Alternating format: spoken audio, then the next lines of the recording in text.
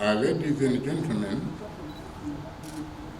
let me take this opportunity to welcome you all to this launch presentation of MOM Executive Development Seminar Series. Now I will say a word about this series.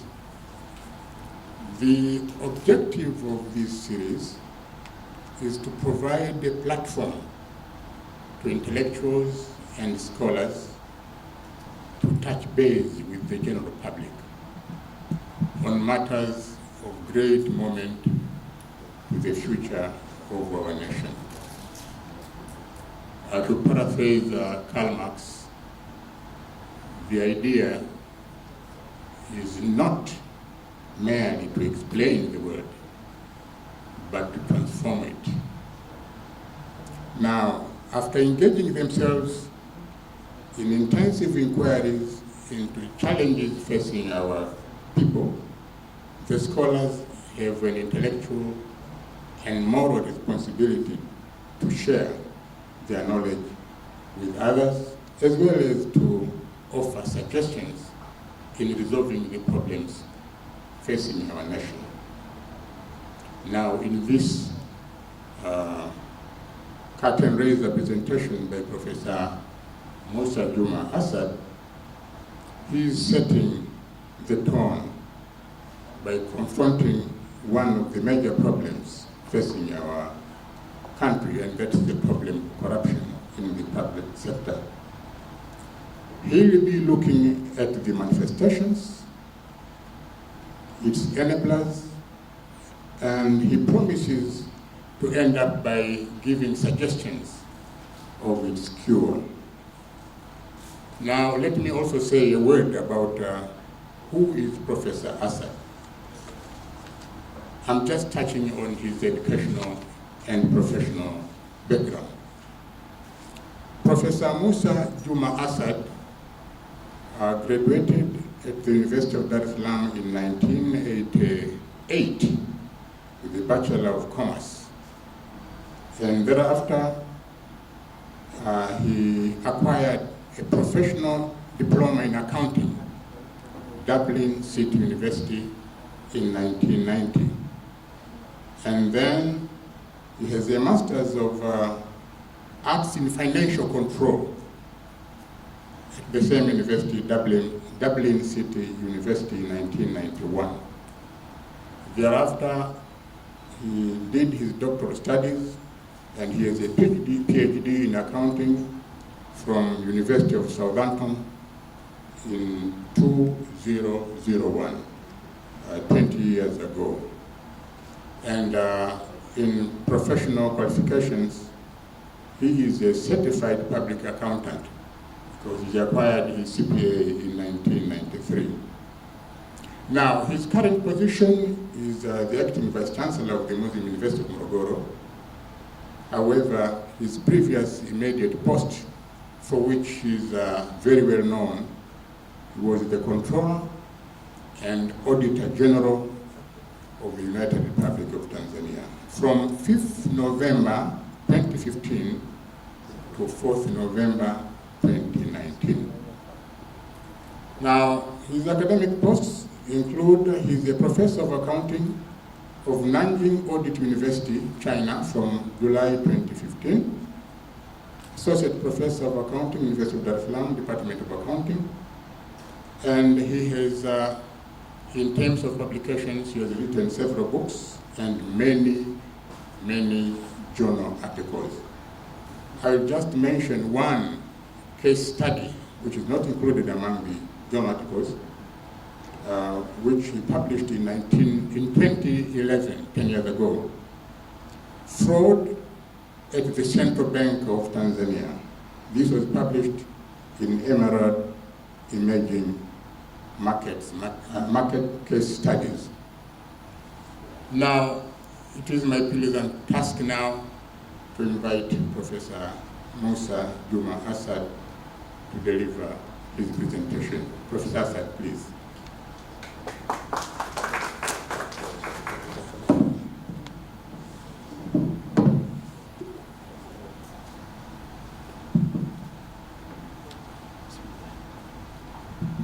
Alhamdulillahi Rabbil Alameen, wassalatu wassalamu ala ashrafil anbiya'i wa imamil mursaleen, Muhammad bin Abdullahi wa ala alihi wa sahbihi ajma'in. Assalamu alaikum wa rahmatullahi wa barakatuh. What we just said is to give all the praises to Allah, the God, for all His major blessings and minor blessings, and to request, to pray to Allah to spread His peace on the teacher of a religion, Prophet Muhammad, and his followers. And that's always the way we advise to start our sessions if we are speaking. Since we are speaking here from the perspective of Muslim University of Morogoro, that is the proper way of studying. Having done that, I must say, where did this come from? This presentation started about 60, 70 days ago through LinkedIn, where one of the ladies I met about 20 years ago, an English lady, asked me to write her something to publish in her magazine. And within a day, I said, I'm going to write something on public sector corruption, thinking it was going to be easy. So I did that. It took me 3 weeks. By the end of 3 weeks, I asked myself, why do I need to have a British audience for this topic of ours? Why can't we have a local audience? And then the idea started to crystallize, where we thought the Executive Seminar Development Series could be an avenue for us to do this. So I prepared my PowerPoints, and about a month ago, we did a pre-launch seminar in Morogoro to test the feasibility of this idea. And it appeared to be quite good. And then we decided within a month, end of March, we'll be doing this here. So it is not an accident. This is something we thought we needed to do, and we thought about 60 days ago. Things have changed quite a bit. Why did we come to a private hotel? Because then we thought if you went to a public hotel, you could be stopped just before starting. Somebody said, you cannot make a presentation here. It was a possibility. And that is why you see us in New Africa Hotel, because it's a private hotel. The government could not interfere with the operations of this hotel. And I must say thank you very, very much for New Africa for providing this opportunity. We'll do the gratitudes a little bit later, but we are extremely grateful that the hotel has provided us this opportunity. In terms of the topic, you saw it there. These are the seminar series Prof. Sanjozi talked about, and that is the topic, public sector corruption, its manifestations. We're not going to talk about the causes of corruption. We're going to talk about manifestation. How do we see corruption? We're going to talk about enablers, things that actually encourage corruption in this country. And then finally, we'll talk about possible cures from my perspective. But before I go anywhere, always I start with this. These are my views only. They do not necessarily relate to the views of Muslim University of Morogoro. They do not relate. I'm saying this because after we did a pre-launch about a month ago, somebody called from Dar es Salaam to one of my officials to say, do you need the University of Morogoro or do you not need the University of Morogoro? That was the environment. If you did this kind of thing, the university could be taken away from you. So I said, no, we have an obligation to speak, and we're going to speak. It's not a problem for us. And that is why we say we're going to do this in Dar es Salaam, and I'm happy that we're going to do it today. Circumstances have changed, of course, but it's nice that we're doing it today.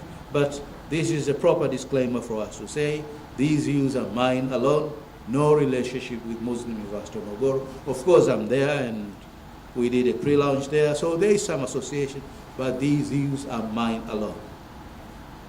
Now that is, in terms of coverage, what we're going to do. Some limited definitions. We have one slide on the scale of corruption within Africa, We have about 6 slides on manifestations of corruption, mostly within Tanzania, but within African countries as well, enablers of corruption in Tanzania, and we're going to offer possible cures for corruption within the Tanzanian context as well. Usually when I do presentation, I do maximum 12 slides, but this time this is much more than 12 slides. You'll have to persevere with me. You hopefully will finish within the time, but I might exceed a little bit, and you have to be patient with me. And this is the starting point, very broad. وَلَا تُفْسِدُوا فِي الْأَرْضِ بَعْدَ إِصْلَاحِهَا وَادْعُوهُ خَوْفًا وَطَمَعًا. This is Arabic, and that is the translation. Do not mischief on earth after it has been set in order, perfect order, but call on him, God, with fear and longing, tama. And this is the verse in the Quran that refers to fasada, ufisadi, corruption. And I thought this is where we needed to start, because it's a very broad definition. Basically, when God created all things, they were perfectly created. So when you see a river, it has reeds, it has trees along the root of the river. When you uproot the roots of the river, of the trees, eventually the river will change its course and do damage. That is perfection. If you look after the environment very well, the environment will look after you. And that is the thinking from the Muslim perspective. If you don't do that, you are doing fasada, and that is corruption. So from our perspective, we take a very broad definition of fasada, of corruption, and that is where we're starting from. Later, I'm going to contrast with the definition literature, and then you see the contrast. In daily lives, you see these examples of corruption. Using water in excess of what you really need. You brush your teeth this morning. If you have a sink, you open the tap and you put some toothpaste and you're brushing your teeth. Usually, you must have used about 3-4 liters of water. Did you need 4 liters of water? You didn't. All you needed was just a cup.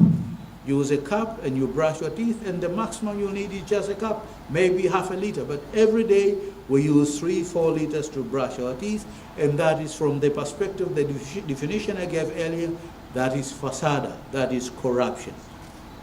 So if you define corruption that way, we're going to see a lot of things we accept nowadays actually are not proper things, and they'll fall under corruption. That is an example. Here is another example, serving food that you not actually finish. And I have a photograph here. You see that photograph, huh? I have my 2 girls here and they're laughing because they saw this. What you see there is a plate, eaten plate. But it's not eaten, huh? You see the rib is completely intact. The potato is intact. You see a piece of chicken intact. And a skewer, mshkaki, completely intact. And this person has completed eating. Is this proper eating? No. So technically speaking, this is fasada. It is wasteful eating. You never needed this food, so you should not have taken this food. Usually when you do this, you should take your food, whatever you left, take it home with you and then eat it at home. That is the proper behavior for a Muslim, but for everybody else. If we do it like that, our lives are going to be much better, because we are not going to be wasteful in our lives.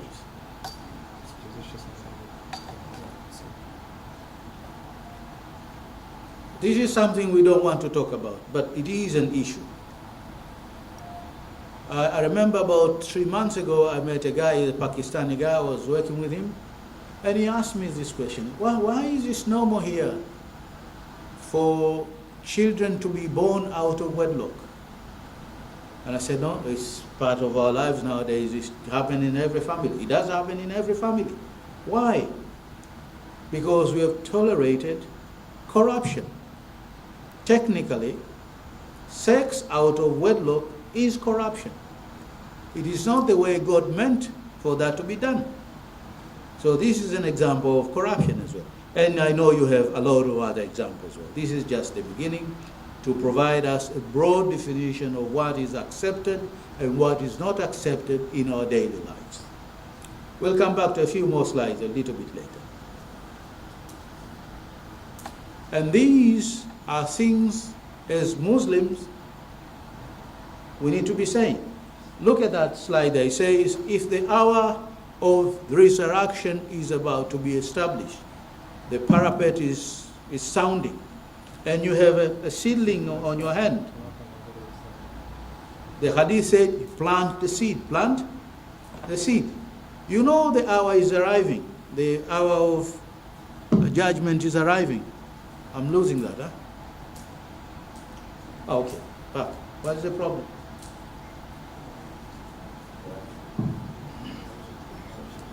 Maybe it's here. Okay.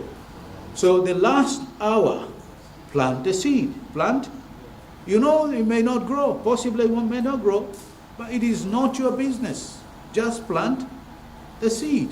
Growth of the seed is not your problem. Just plant the seed. That is how sensitive we should be to environmental concerns. But if each of us was doing this, life in this world would have been quite okay. And here is another example which encourages people to plant trees in terms of fruit trees, trees that can produce seeds that birds can eat, trees that are beneficial. Plant any tree, anybody eats from that tree, you get the benefit. You get the thawab, and inshallah in the future you get your benefit of that. So planting trees is extremely important for us as human beings, and that is the way God meant for us to run in this world. Remember, we are viceroys in this world. That is why you can go and slaughter a cow. Who gave you permission to slaughter a cow? It is God who gave you permission to slaughter a cow, because you have a viceroy. You can use the resources, but you need to look after the resources as well. Removing harmful things on the roads, misumari, whatever you see that is harmful on the road, you remove that, you get your reward as well. So that is extremely important, because it's also part of being good in this world. And then finally you see these two examples, looking after animals, extremely important as well. These are examples of being good from the Quranic perspective. So feeding more in terms of the broad definition of corruption. And here you see the contrast. In literature, corruption is defined as dishonest or fraudulent conduct by those in power, typically involving bribery. And that, from my perspective, is a very limited definition of corruption. Because if it does involve bribery, it is not corruption. If I was going to define this, I would say dishonest or fraudulent conduct by anybody, whether they're in power or not in power. That would have been, for me, a much broader definition. But you see the lack of depth in our literature definition. That is why I thought we should start with the broad definition of corruption, which in my view is much more beneficial for us as human beings. I know some of you may not have heard of the Quran. What I'm encouraging to do is, if you see it in that book a little bit later, go to the surah there and then start to read it. You'll see quite a lot of sense in what we're saying here. I think I'm touching this. HDMI, okay, that's okay, good. I'm not going to go that side. So that is the definition. And now we're going into the scale of corruption within Africa. You see the reference there. Copy that and then you'll go and read. This is the Mbeki report. The Mbeki report came to a conclusion that in Africa we lose a lot of money because of corruption. IFF is illicit fund flows from Africa account for about 65% of our commercial activities.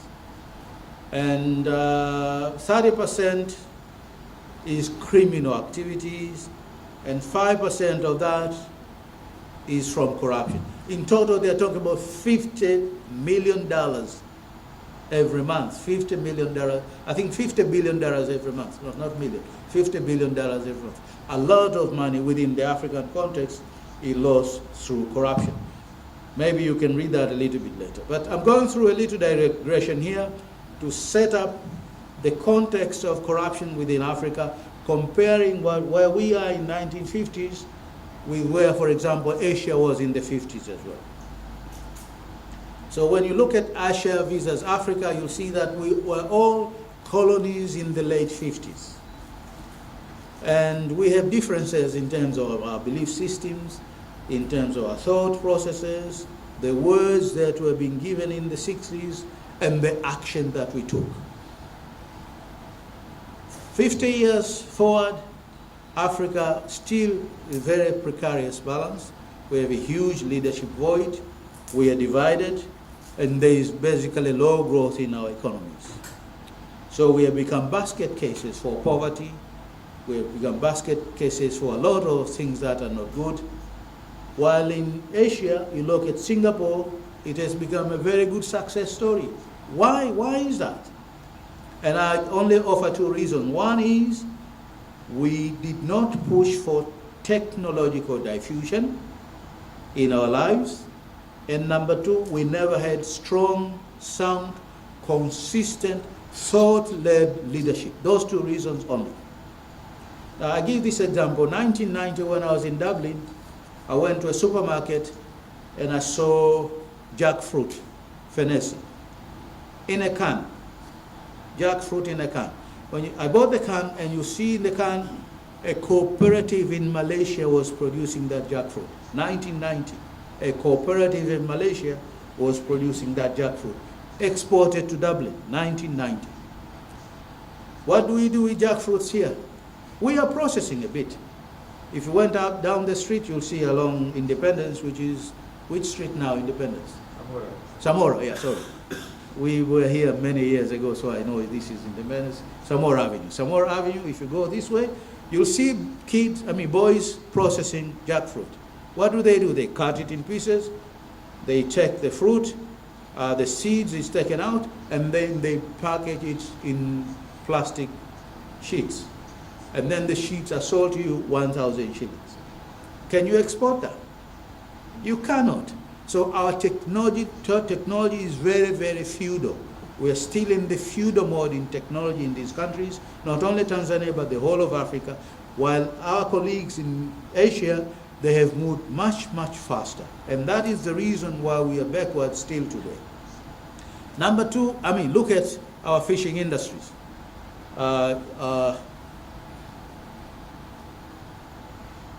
In the Indian Ocean, 30 people leave in the morning or in the evening on a boat, and they'll spend the whole night.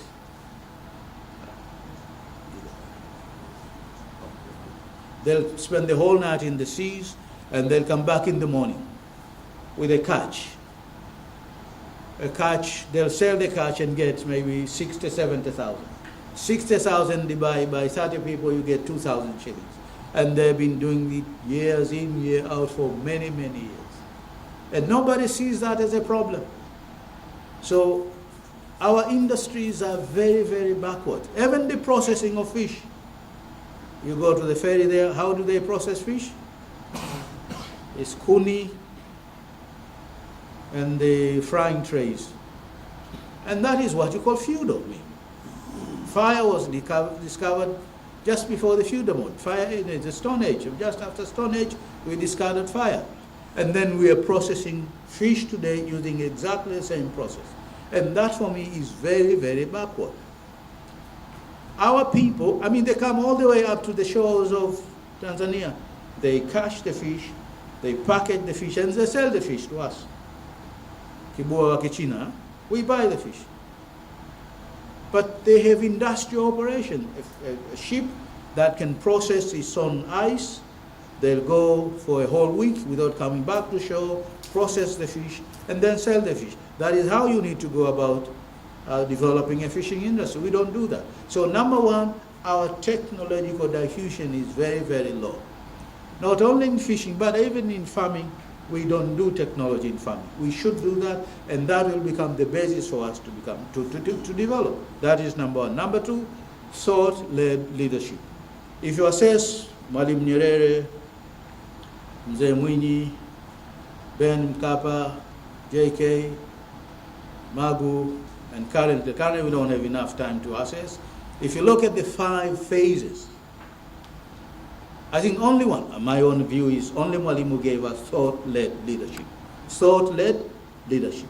The rest, they didn't give us any thought-led leadership. And therefore, you cannot have a basis to develop. I remember Mzee Mwinyi gave us hope, definitely, a lot of hope. Because before him, nobody could believe they could do business. And then when Mwinyi came, all of us thought we could do business. But we did business in a bad way. I had a brother here who will sell stationery in the morning. The same stationery will come back to his office in the afternoon and sell the stationery again.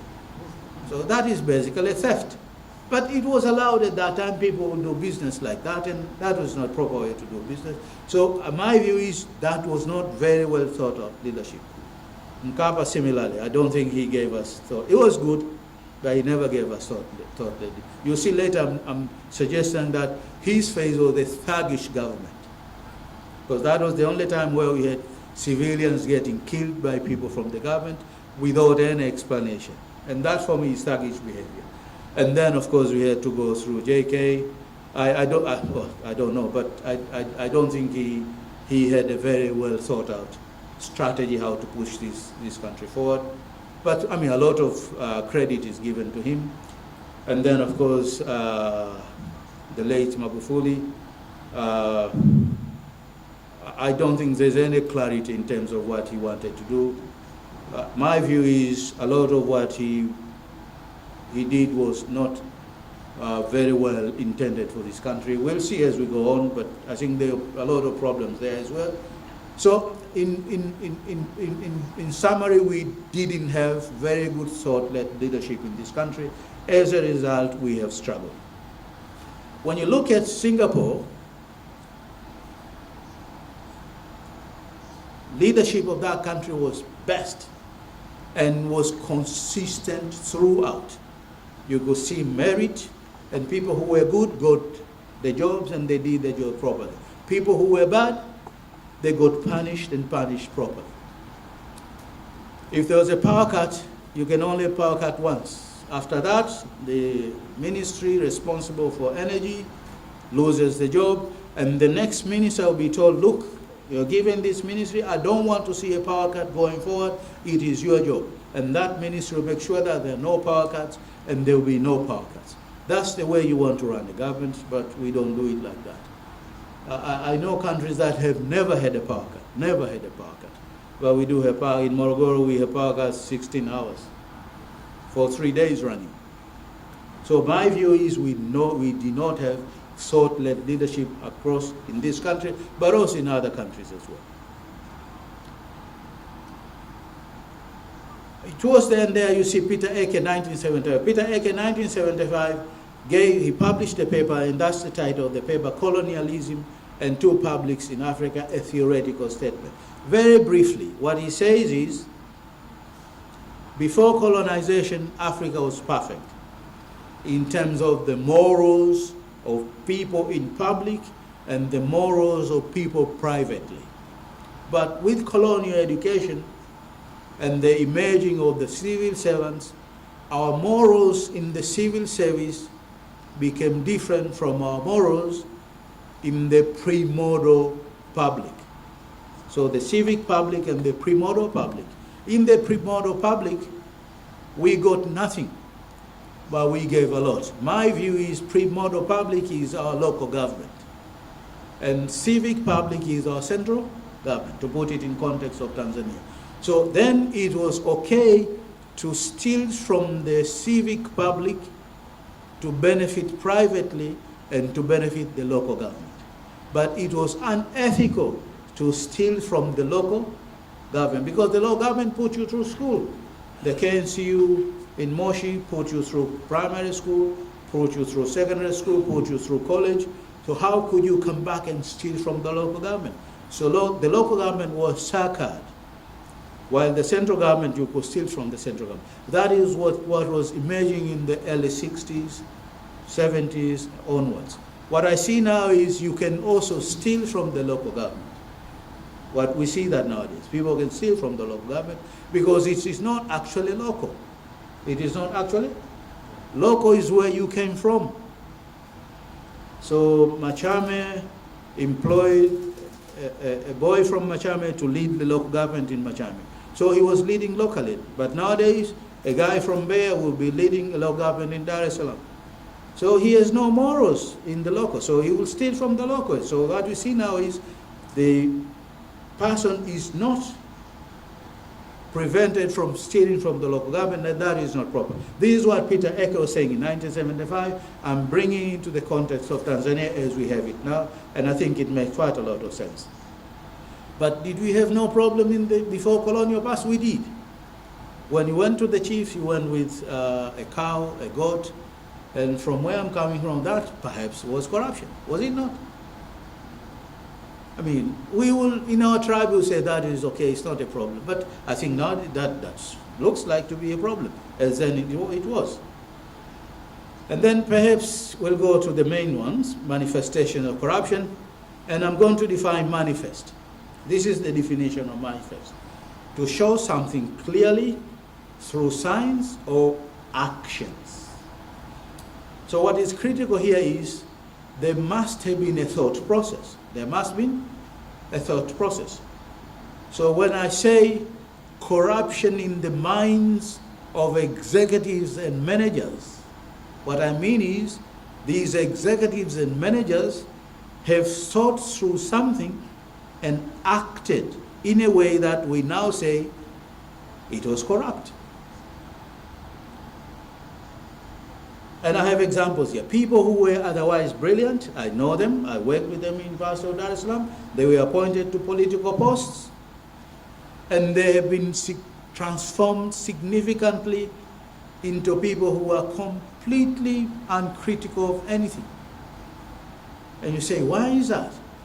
It is happening because in their minds, they have become corrupt. And this, for me, is the main form of corruption we have in Tanzania and maybe within Africa. Look at the case of COVID-19. I remember that case of the Vice Chancellor of a university who gave a warning to people that, look, be careful. This thing is running about here, so vaa barakoa, keep your distance, do this, do this, do this. And that guy is a professor. And then the next day, he was given a warning. He was given a warning by his council, council. Now the council must have sat, gone through a thought process and decided that whatever the Vice Chancellor did was wrong. But there's nothing wrong with what he did. But because their minds were corrupt, they brought themselves to a position where they could say, retract the statement and offer an apology. What is the basis for that? There's no basis. But he retracted the statement and offered an apology. My view is that is a very good example of corruption of the minds. You have your own examples. You have your own examples of corruption in the minds. I don't need to give you examples anymore. You have your own examples. So that is number one. We have 6 slides like this, but corruption of our minds is extremely important and number one in my view. Number 2 is corruption in politics and electioneering. Manifestation. We saw this. I saw it. I don't know if you saw it, but you see the 2 countries there, Ukanda and Magunia. You have examples of candidates who are leading in the nomination processes, and they were number 1, and number 3 got appointed to contest, and number 1, number 2, number 3, they never got appointed.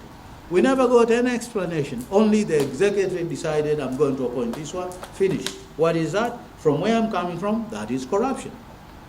Because it is selective. The guy selectively decided, I'm going to take this one, without offering any explanation. And the people who should have asked the question, they never asked any. And that is how people get their way into bullying everybody else. And number two, as you see there, social media, I don't know, but I can't get into my Twitter account. Maybe you can get into Twitter accounts. I have very strong VPN. With my VPN, I can get into some accounts. But up until this morning, I can't get into my Twitter account. Why? Why can't I get into my Twitter account? Nobody makes any noise. I expected the regulators to act on this. But the regulators are not acting on this. What are they acting on? They're acting a load of noise on fees that have gone up, which is, in my view, not very well meant. Why? Because the regulators will get more money when fees go up. So it is not really well intended for them to say they're going to fight our case, because the higher the revenues, the more the revenues they'll be getting. But this is number two in terms of indicators, manifestation of corruption, politics, and electioneering. Number three is contract and procurement. And the largest area where money is spent in this country and other countries in large projects, contracting and procurement of items, maybe in defense and security, etc., or barely in purchasing of government assets. In this country, purchase of equipment. You know what equipment is? Aircraft is equipment. Aircraft is equipment. Technical term is equipment. Procurement of defense, security items, large projects, strategic projects. You know these projects. I suspect there must be quite a bit of corruption in that. Why? I had opportunity to see some of these things, and I remember about 2016, I battled hardly. I battled a lot to obtain 6 vouchers. 6 vouchers. And the 6 vouchers, somebody told me, no, don't bother about these 6 vouchers. You should not look at this. I said, no. My mandate requires me to vouch all government expenditure. So I can't take this explanation that you don't have the vouchers. Show me the vouchers. And they said the vouchers were at Ikulu. I said, I don't care. I want to see the vouchers, and I must be shown the vouchers. And eventually, I never got to see the vouchers for the time before reporting. And I included that in the report to say there was severe limitation of scope, and therefore this vote that obtained what we call a disclaimer of opinion. We say we are not able to form an opinion because we are limited in scope. That's the technical term. Limitation in scope leads to disclaimer of opinion. And that was in the report, and I told a few people, look, this is what happened. And nobody picked that up. Nobody picked that up. And then, of course, after the report was submitted, I wrote a very strong letter to say, look, it is your responsibility as a permanent secretary to maintain financial records. You have a duty to do that. So please show me the vouchers within 7 days, or this matter is going to cease to be private. And, of course, that was a Thursday, Friday, Saturday, Sunday. Monday morning, I got a phone call. Go to the ministry, you'll see the vouchers, and I'll send my people to the ministry. We got the vouchers, and things were done properly. I produced a report, and nothing has happened to that report to date. So you see the level of what I'll call corruption. Because people will interfere and say, don't do that, and you say, no, I'm going to do that. You produce a report, and nothing happens to the report, and you say this is very problematic. And that is why I say contracting and procurement is actually a big area where we may have corruption as well. I must add, I also requested in the past information on all the projects, feasibility studies. You cannot justify the investment in a rail system from here to Mwanza or Kigoma because you're going to be shifting tomatoes from Dodoma to Dar es Salaam. It doesn't make sense. Anybody who has some level of intelligence said, no. What load are you going to be carrying to justify such an investment? So you need a feasibility study to see the revenues coming in, discounted against the cost you're going to incur today. And then you'll have a net present value positive, and then you say the return on investment is worth it. That is how you do feasibility studies, but there are other feasibility studies as well.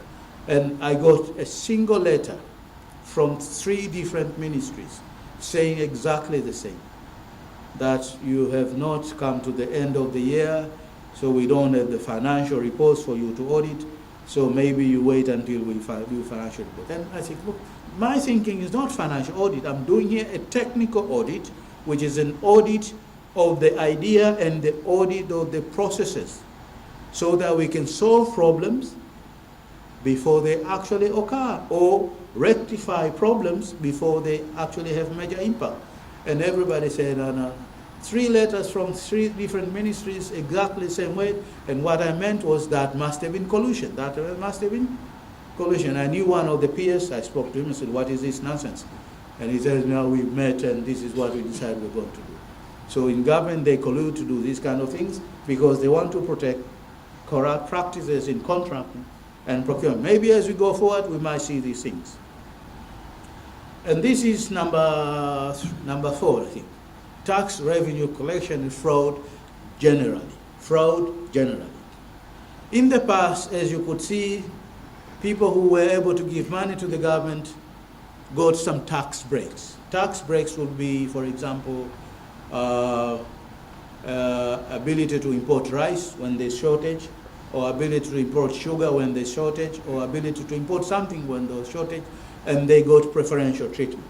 Now in tax revenue, when you give preferential treatment, what happens is the desk officers will use that as a precedent. They use that as a precedent. Now if they use it as a precedent, the higher officer will say, no, you cannot do that. And then the junior officers will say, okay, so you are limiting this to only this person. And that corrupts the junior officers. They say, oh, the seniors are getting money from this, why can't we do our own things? And that is how the revenue service gets completely corrupted, because everybody is going to be looking after himself. And that for me is extremely worrying, because it has happened and continues to happen. When you give preferential treatment to one person, for me that is corruption within the state. Corruption within the state. And then the junior officer will take it and use it as a precedent, and then you corrupt the entire system. And that is, as I said earlier, not a very good way to be doing tax collection. I see the last point there, major institutional frauds occurred around the election cycle. I know something in 2000, something happened in 2005, 2010, 2015, even 2020. You don't know about it, but something happened in 2020. Give it time, we might know about it as well. And then, of course, number 5 is sectoral regulatory agencies. What I'm talking about here is the regulatory agencies like TCRA, things like EWURA, I think those are the 2 major ones. Huh? And what happened when they got established was these were actually taxing authorities. Because they are taxing, they got their revenues, we never knew about their budget, and they could spend whatever they wanted. So you had these companies owning properties and developing properties in Tanzania. In Dar es Salaam, for example, TCRA used to be housed along Kawawa Road. Huh? Well, it used to be Shihata. And there are 2 properties there. They refurbished them, they are quite nice properties. And then they got enough money to build that property in Sam Nujoma. Did they leave the other properties? No, they keep the properties. And they become landlords. And for me, that is not proper. The only way you want to run these revenue authorities, these regulatory authorities, is to get them to submit a budget like everybody else in Parliament. This is what you want to do, this is what you need, and this is what you're going to be given as your budget. Collect everything, it goes centrally. I don't think that was done, but that is the proper way to run these regulatory authorities, and we never did it properly. As a result, there was quite a lot of what I'll call exaggerated, luxurious expenditures within these regulatory authorities, and from where I'm coming from, that is part and parcel of corruption. And then, of course, sadly, we have anti-corruption agencies. Ideally, this should not be happening here. I mean, they shouldn't be part and parcel of manifestation of corruption. They should be fighting corruption. But from the information we have, some of these institutions actually conduct themselves in very corrupt ways. You know about plea bargain, this thing that is happening now, and what we hear is a big proportion of that money goes into private coffers. What I'll be interested is next year to see that the auditors actually vouch all monies collected from plea bargains and trace it all the way to make sure that it's all properly accounted for. But I know somebody here who is an assistant to one of the major oil companies, and every once in a while he gets called to an investigative organ, and that chap is very city-wise, so he'll go there. He knows very well what they need, is his boss, and he'll ask the price, and they'll tell him 60 million. He'll leave the office, goes, get the money, brings the money there, and the boss will be left for another 2-3 months, and then he's going to be called again. What is that? That is corruption. And this story I was told by the guy himself. So you know our investigative organs are quite corrupt institutions as well. Have you seen this? This was in newspaper. What are we talking about here? The 5 Yakus have been in custody since 2016, facing charges leading to organized crime, forgery, uttering false documents, use of documents intended to mislead the principal, obtaining money by false pretenses, money laundering, occasioning loss to the government. They pleaded guilty to 1 count of occasioning loss to the government of some $6 million out of a total of 58 charges. They were facing before the High Court's Corruption and Economic Crime Division. They accused persons were today, August 26, released after paying 1.5 billion compensation to the government after they entered a plea bargain with Office of Director of Public Prosecution. Which case is this? This case is the case relating to emerging market growth company. Do you know that company? The emerging market growth company. This company was formed many years ago. I mean, after this, we formed the secondary, I don't think it was secondary market, but you have the index 1 in DSE, and then it's the second index for small and medium enterprise. And this company was formed as a player in that market after the first index, the second index. I know the 2 people who formed this were my teachers, Frat and Boyer, and who was the other one? Harry Kitilia. Frat and Boyer and Harry, both were my teachers. They formed this company and they went on quite well. And then one day they are approached to facilitate a loan from Stanbic Bank, and they facilitated the loan, and on the basis of that they got paid 2%. They got paid 2%. I hear this was approved by the cabinet. That is what I hear. It was approved by cabinet. I'm not sure, but that's what they say. It was approved by cabinet. So one of those people told me it was approved by cabinet. And then the Serious Fraud Office in London picked this. I'm mentioning this because I'm going to show that there is a weakness in our institutions here. If the Serious Fraud Office in London can pick a transaction in Dar es Salaam, why our institutions in Dar es Salaam were not able to pick this? Either they are completely incompetent or they just decided to keep quiet. But as a result of this, in London, Stanbic Bank was fined, and they had to dislodge all the interest, and they entered into what they call a deferred prosecution agreement. And then they avoided jail. And then this side, we decided to bring action against these people, and they are the wrong people in my view. They are the wrong people. The right people would have been the cabinet, which made the decision, the permanent secretary, which executed the decision, the chief executive officers of the bank, not the junior officers, but we took everybody else who is junior and then they made them scapegoats, which is not the proper way of doing prosecution, but that is what they did. So I'm giving this example to show you that what is the equivalent of serious fraud office in Tanzania? Financial Intelligence Unit. Financial Intelligence Unit. That unit should have picked this because it was done in Dar es Salaam, and they never picked it. Why? I think on purpose. It is a very weak institution. It is a very weak institution because it doesn't have a very good leader, and it doesn't have enough staff as well. On purpose, it is less staffed. It doesn't have leadership because then it doesn't need to be very effective.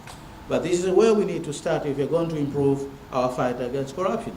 Improve leadership in serious fraud in the Financial Intelligence Unit, get it very good people, give it equipment, give it the system to run properly, to enter into bank systems and pick information and that kind of thing, and then we can have a proper running institution. So that is just an example. And now we can go into enablers of corruption. The first one is Peter Eke, which I just covered, so I'm not going to go into that again. The two publics, civic public and primordial public. The point we made earlier was people are now stealing in local government, which was sacred in the past, and that is not okay. But I think the last point is quite important. Do we need to go into lifestyle audit? We do need to. A lifestyle audit is an audit that is conducted on a person, and then we compare what you had when you got the appointment. And a lifestyle audit is going to be done when you end the appointment. And then we'll see now, in 1990, you had virtually nothing. In year 2000, you have 3 stories of buildings. You have a lakeside village full of structures. And then we'll ask you, where did you get the money to build 3 structures, 3 stories, and the money to put up a village of developed structures on the lake? And then, of course, you'll fail to explain. When you fail to explain, we'll say you obtain these resources by corrupt means. We don't have to prove anything else. And this is how they do in China. You have resources, you can't account for the resources, and therefore these are resources you got from corruption. And that is what you call a lifestyle audit. How have your lifestyle improved over time? And how can you account for your change in lifestyle? I think we need to do that in this country. We are already late and we should be doing this. So what we need is to develop competencies of how you do lifestyle audits and therefore get people to start doing this. We are also proposing that we have inept legislative system. I see some lawyers here. A system, from my definition, year 1, management is a collection of a whole that it can be separated into units, and the units, they are distinct by they operate as a whole to fulfill a certain objective. That is the definition of a system. So when you talk of a legislative system, we're talking of the legislation themselves, we're talking about the courts, we're talking about the legal personnel, we're talking about the recording and maintaining arrangement in the courts, we're talking about the investigative organs, the prosecution authorities, etc., etc. All those associated in running the legislative system is what we call a system. And what I'm proposing here is the system is inept. Why is it inept? Because it does not deliver for us what we call effective justice. It happens for a number of reasons. One, because of incomplete investigation, which you see quite a lot, unfair prosecutions that can be supported by evidence, we see that as well, fictitious and vindictive charges against targeted personalities, periodic arrests and disappearances of certain people and individuals, and then they reappear. When they reappear, something is offered as a gift or a present, and then they can live free. So these examples, and I'll show you a slide earlier of an evaluation by an academic from University of Cape Town over our legislative system. And the same conclusion that we don't do enough to improve this system. This is the same slide that you saw earlier. So if you plead guilty on one count, what happens to the 57? These were 58 counts. You plead guilty on one count, and the 57 all go away just like that. And this is what we call plea bargain. But the problem with the plea bargain is it is initiated at the highest level. Plea bargain in the US, it is initiated at the lowest level. When you get interrogated, you accept admission, and people will tell you, okay, if you do this, perhaps we can reduce your 10 cents like this.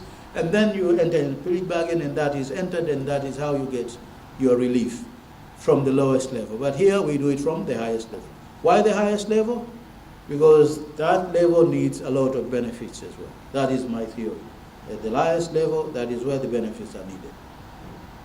And this is where we see the slide of thuggish government behavior. And you see the example there on unlawful killing of civilians. This happened in the past, you know that. Policemen actually killed people in this country and took their personal belongings. Eventually they are taken to court, and some, I think one of those has been sentenced to death, and the rest have gone away free. But it happened in this country. And this is what I call thuggish behavior. Framing charges against individuals is equally thuggish. As you saw in Parliament, people come to you. I know a case of somebody in Arusha who bought a property from a parastatal, and not only in Arusha and Dar es Salaam, it's the same case, where somebody goes from PSRC, a property, and they kept it for 10 years running. They invested a bit, and now 15 years later, the government is really interested in these properties, and the government wants the property back. So what does the government do? It goes to these people and say, look, here is a series of charges. They went through his history, so they have money laundering, they have forgery, they have avoiding taxes. They have a lot of these charges, and say, look, you give us the property, or these are the charges we're going to lay against you. So some people are very afraid, and they'll say, okay, I don't want to go to police, so take it. And then they take it. For me, that is thuggish criminal behavior by a government. If you tolerate that, then nothing is going to be accepted. So I know a case in Arusha where this was done to somebody, and he said, my dad went through the Economic Sabotage Act in 1982, stayed in jail for many, many years. So for me, I learned that experience that my dad could go in jail, and I stayed, and we made our money. No problem, take me to jail. I'm not going to give this property up. And he got off scot-free. He still owns the property today. But very few people have that kind of attitude. Other people just give way and they'll lose their property. I'm saying this is thuggish behavior. We can't tolerate a government that does this kind of thing to its own citizens, because this is basically improper. And then, of course, lip service to blatant wrongdoing. And I have a quotation here from Nyerere. I remember very well, I heard this. Barongo amekamatwa kwa kukutwa na kalaki tu. Some of you were not there, but I was there. I heard this myself. So Nyerere was paying lip service to Barongo, who was the RC of Dar es Salaam, I remember at that time. Because he was found with 100,000 shillings cash, and he was put in jail, in detention. And Mwalimu said, 100,000 is a little money, leave him out, and he was left out. But he forgot that some people with Pepsodent were rotting in jail. So this is what you call selective memory. You select what is suitable for you. So he liked Barongo. Barongo was not going to be spending his time in jail, so he got him out because of this statement, katukutwa na kalaki tu. But he forgot about a lot of other people who were rotting in jail because of some even smaller things. And this was the beginning of paying lip service to what we see today. It's the same thing, huh? You have people who said Form 4 certificates, a lot of people got sacked, but some people never got sacked. It's the same behavior. You say this is the principle, and you never follow the principle.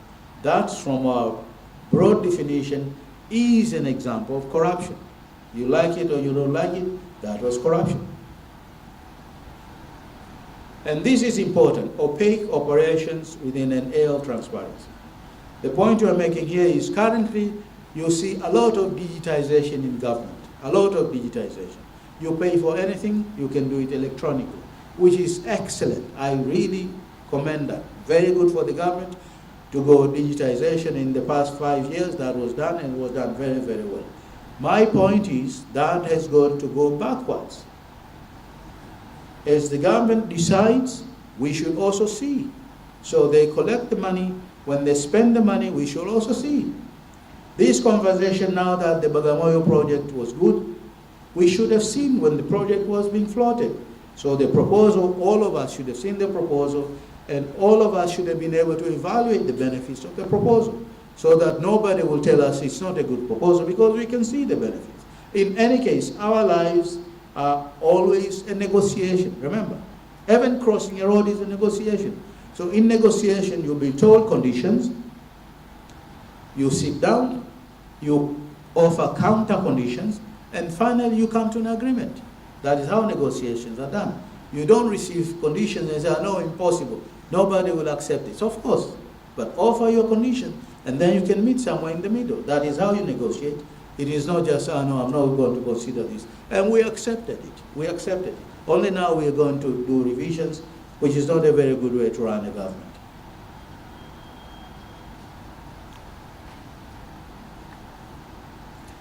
And the other point I'm making here is, and this is important, I recall about 4 years ago, I met a chap from Norway, and on his phone, he could show me allocation of deep sea plots in Norway for oil exploration in Norway, on his phone. So I can see here allocation in Norway on my phone. That is how transparent governments need to be. But here we don't see anything. So the point I'm making here is, if you want us to be involved, then let us see everything that is happening within government. It is not okay to say this is confidential. It is not confidential. Anything that happens in the cabinet cannot be confidential. Let us see it. And then we'll say Minister Y said this, Minister X said this. And this is the way we see openness in government. We don't see that. But in developed countries, that is how they operate. I remember a case of some theft that happened when I was in office, and some people presented an invoice of 3 million as 30 million, money that we got from Sweden. And the Swedish got to know this. So they told me there is forgery here. And I sent people, and they did a proper investigation. They came with the report, and I submitted a report to the government, also to the ambassador of Sweden here. And then later the Swedes were going to publish that information to everybody. And then I got told, look, tomorrow it's going to appear in all newspapers in Sweden. And I said, how come? I said, we're negotiating this privately. I said, no. If you communicate with me on email, that email is public property. Anybody in Sweden can see that email. If you don't want to do that, then you need to open a court case in Stockholm to argue a case why that should be private. And I said, we can't do that. And of course, that information became public in Norway. In Sweden, sorry. Became public in Sweden. But here, nobody got to know about it. But that is how openness can help. And that is the case I'm arguing, that we need to open everything. But when you have confidential stuff, that is where thieving actually starts. I'll show you an example a little bit later now, and we'll see this. Here are some blatant examples. You know Gerezani? where there is bus rapid transport, Kariako, Gerezani Terminal. What was there before the terminal? Do you know? Before the terminal, you had railway quarters. Railway quarters, Class C railway quarters there. You have Class A, Class B, and Class C. I think Class C were railway quarters there. The lower classes are the ones you see in the gangs in the railway system. Those are the lowest. And then the second lowest were Class C, and then you Class B, Changombe, and then Class A, you have them in the Central Business District, just besides this hotel there. Those are Class A quarters. Class C quarters were sold to tenants at 6 million apiece. 6 million apiece. 6 million apiece. Even the ones in Changombe, I think, 6 million apiece. And then within 3 months, the rapid bus transport project came up, and the government required to buy those properties again. How much did they pay? 260 million apiece. 260 million apiece. And you were going to ask, what nonsense is this? But it happened. So the question here is, why did you sell government properties at 6 million while their worth was 260 million? Who made such a decision? If you ask now, you will be told the cabinet made the decision. The cabinet made the decision initially because they were the beneficiaries of disposal of government properties, because they were the tenants. So how can you have a cabinet decide on a matter that they have direct interest? That will not happen anywhere else, but it happened in this country. Nobody questions that. So that for me is extremely important that we ask some questions. I'm going to show you some photographs here. What you see there is what I call family silver. Kawe, a bit of Kawe, Masaki, Msasani, Regency, other estates, Oyster Bay, Ocean Road, Central Business District, and some properties in Kurasini. All these were areas where we had government residential properties, and they were sold the same way the properties in Gerezan were sold. Less than book value, less depreciated book value. That was the price they sold. A property in Oyster Bay, 30 million shillings, and now you won't get it less than $1 million. Not less than $1 million. Why did we do that? And what I'm saying here is somebody had their own interest in this, and if we have a working system, these questions need to be asked, and nobody's asking these questions. I did a paper on this, and if you don't get anybody else to present next month, I'm going to do a presentation on just disposal of government properties. You see this? This is Masaki. Huh? Now notice this area here. You see this area here?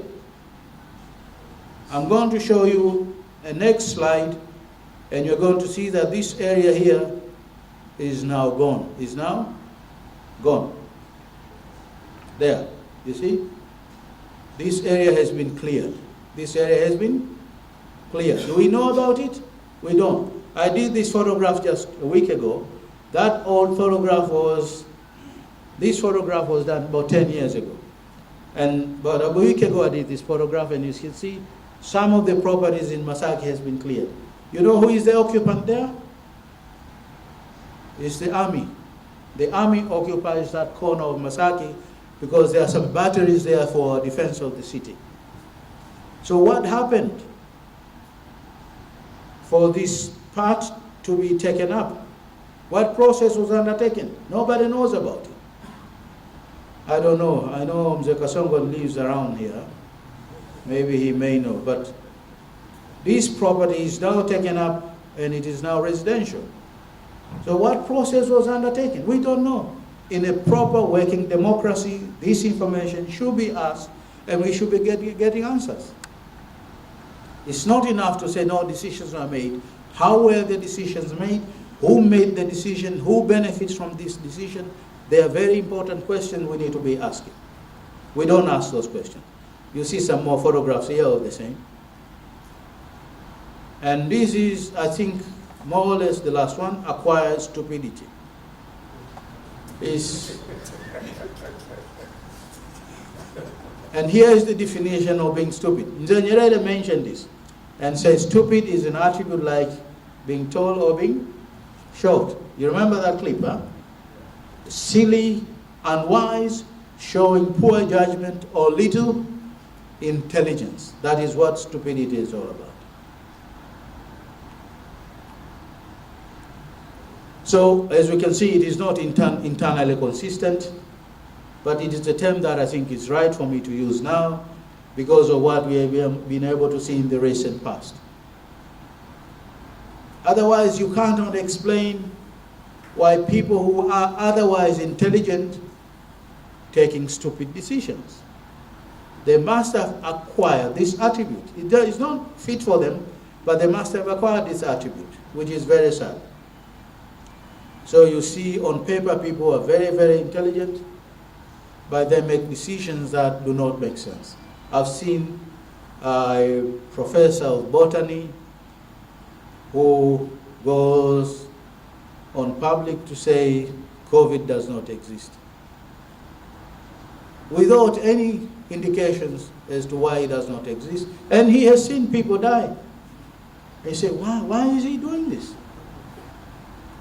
It's a guy you know, he's very intelligent, but he's saying something which for me is really stupid. And this for me is what we call acquired stupidity. And you have a lot of other examples. I don't need to mention them, but you see them every now and then. And this perhaps is very, very sad.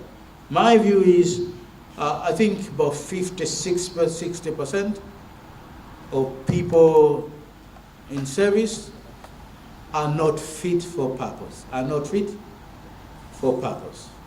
which means we have to go through what I call a reformatting, not rebooting, a reformatting of the government.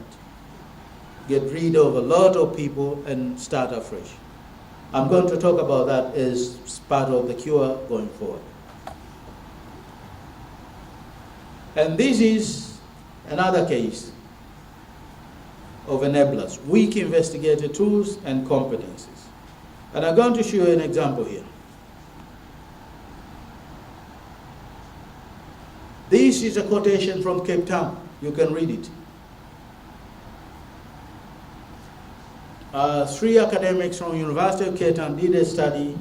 As a result of that study, this is their conclusion.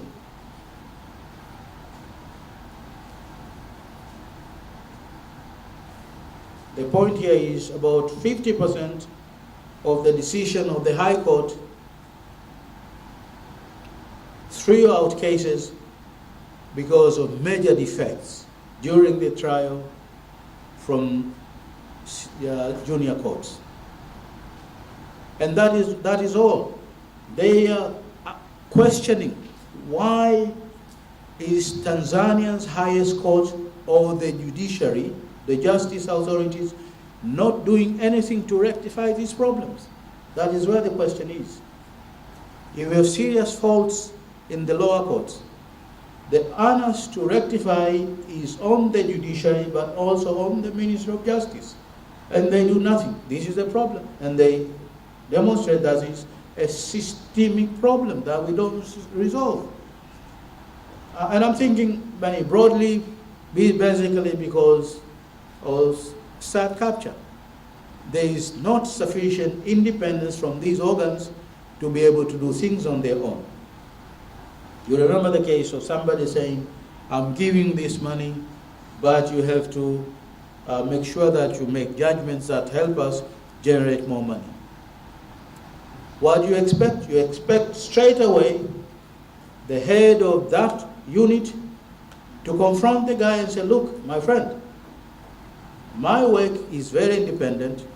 You have a duty to facilitate me and give me enough resources to run my department, and I run my department the way I'm supposed to run my department. I don't need you to interfere with the way I'm going to be running my department. You do that in day 1, day 2, they will never do that again. But we seem to tolerate this kind of behavior. We've tolerated for a long time, and then you lose your independence.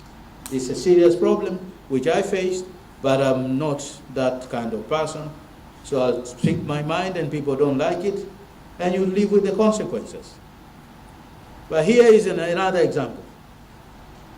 That's not a Tanzanian policeman, huh? You know that, huh? It can't be a Tanzanian policeman. What do you see there? You see a cordon. You see the policeman has gloves, and he's carrying something. Remember that. I'll show you another photograph now. Here is another photograph.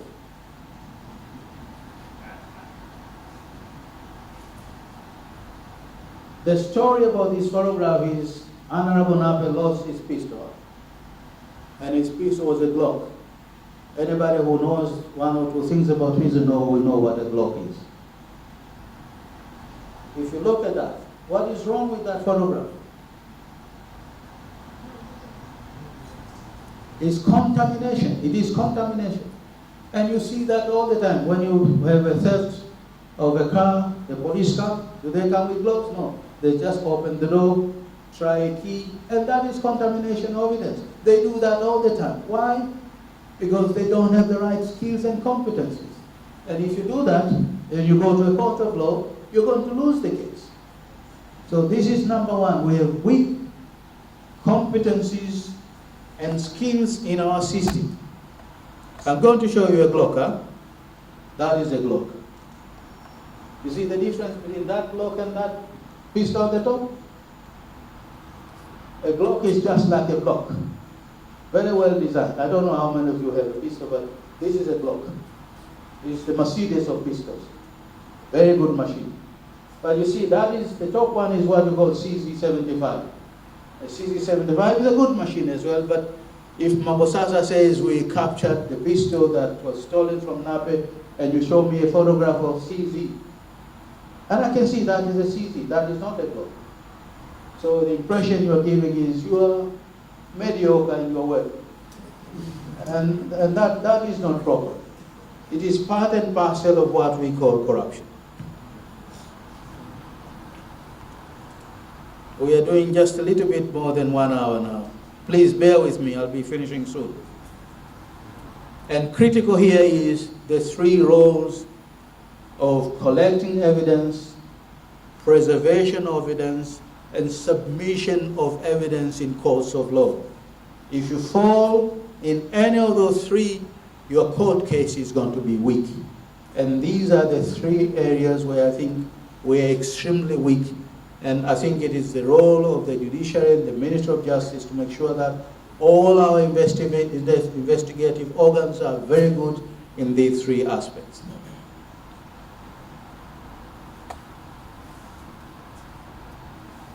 Of course, the result of everything else we have said, this is what is coming last. The shortage of ethical conduct and courage. Because of all that we say, this is the result. We have very few people who are ethically anchored and can stand on matters of principle. And they cannot do it because of fear of the appointing authority, but also fear of loss of status and fear of loss of benefits. Which I think these are big fears. Huh? Loss of status. You remember that clip by Pole Pole saying that all the officials are going around in V80, full AC? That's a lot for a lot of people. And they don't want to lose that. So they'll shut up because they want to keep their job. And that for me is what lets down this country. If everyone of us spoke their mind and said that is wrong, we will be much safer. But we have no courage, which is extremely important for us to be able to do. I'm going to be rushing now. And then we're going to be going to cures. What you see here is reboot and reformat. Huh? Reboot is to start something again or do something again in a way that is new and interesting. In a computer, it affects random access memory. Reformat is you erase all information in the drive by formatting the drive to prepare the disk to be used for another data. Reformat is commonly performed to correct a major data corruption, check to see the disk is bad, or clean a disk drive. Usually, when you reformat, normally, when you reformat, you cannot retrieve anything from the hard disk. Normally, you don't. You're not able to do that. I know the CIA can do it, but a lot of us, you cannot do it. With reformatting, you're gone. You have to start afresh. What I'm proposing here is this country needs a reformat, not a reboot. And reformatting means get rid of everybody and start afresh. Get rid of everybody and start afresh. As I said earlier, I think 50-60% of the people we have are not fit for purpose. I know a guy who could not look after my 17 vehicles, and he's now a district commissioner. How can you do that? But those are things that can be allowed to happen here. So we need to reformat this country going forward rather than just rebooting. And how do we do that? Number one, we need to work on the spirit of individuals, but also we need to work on our children as well. This is a long shot, but it's the only way we can go forward. Most of us are casual liars. Most of us are casual liars. I remember one day I was invited to Rasan Hill Park. Somebody got a phone call and said, "Where are you?" "I'm at fire here." And they're not at fire, they're at the University of Dar es Salaam. And because of this mobile technology, all of us have become liars. And that is not okay. We can start to teach our children to be truthful by starting at, say, madrasa or early school education. That saying the truth is the way to go. Never tell a lie to anybody for any reason. And then these people grow to become much more important individuals for going forward. Another 50, 40 years to come, this country is going to be full of people who are very well behaved.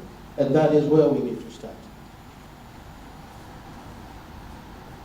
Of course, as I said earlier, we need to enhance transparency, completely enhance transparency. So whatever is happening in government, we should all know. So there is a project for Bagamoyo. All of us should see the project.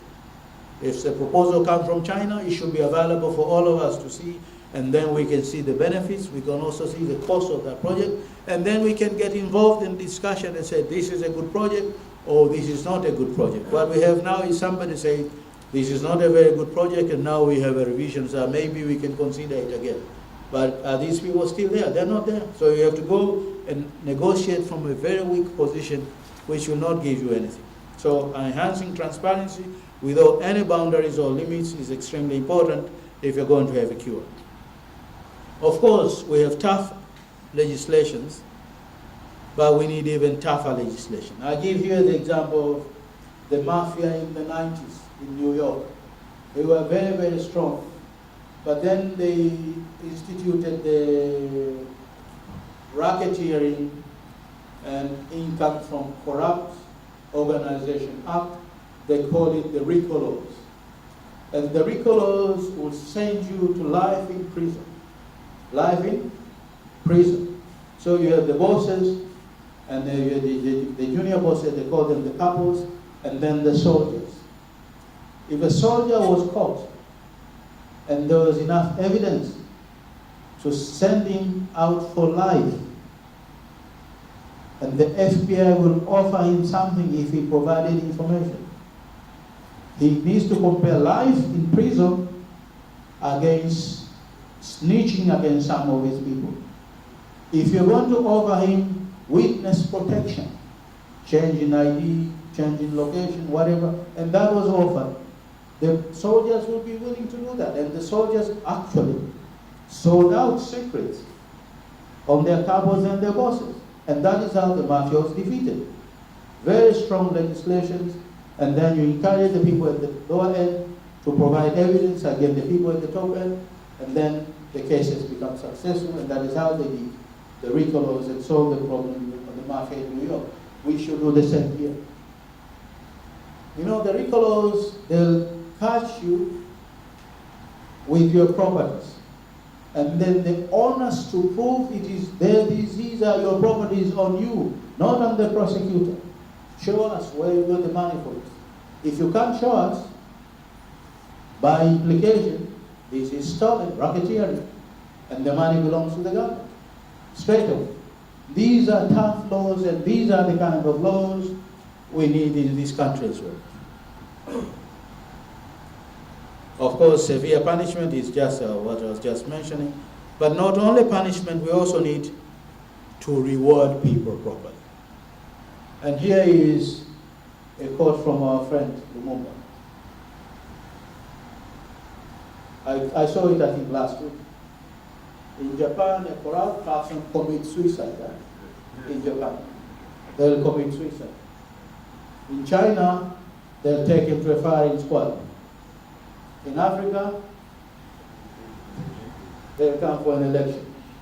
That is how tolerant we have become of corruption. I think this is true for most of us. It's true.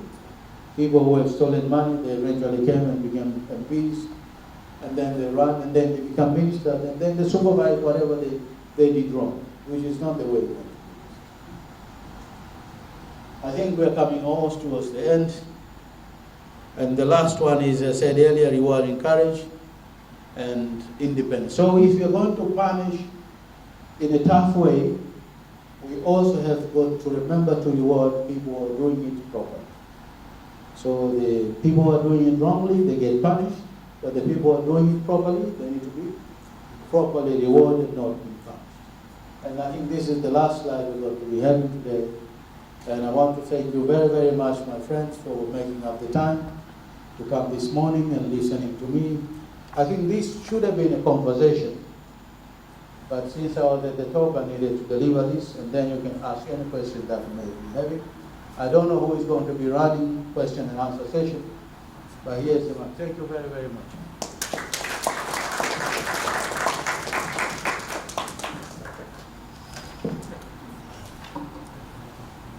No problem. Kama una swali la slide, sema slide number, I'll bring the slide back. No problem.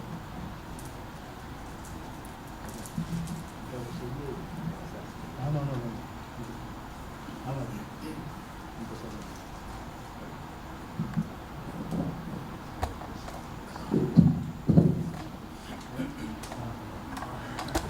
Thank you very much, Professor, for a nice and very good presentation. I think for myself, I've got a lot of things of which I expected to get from you. That's why I did not dare to miss this presentation. I have some questions here. I don't remember the slides, but I think I will be presenting my questions.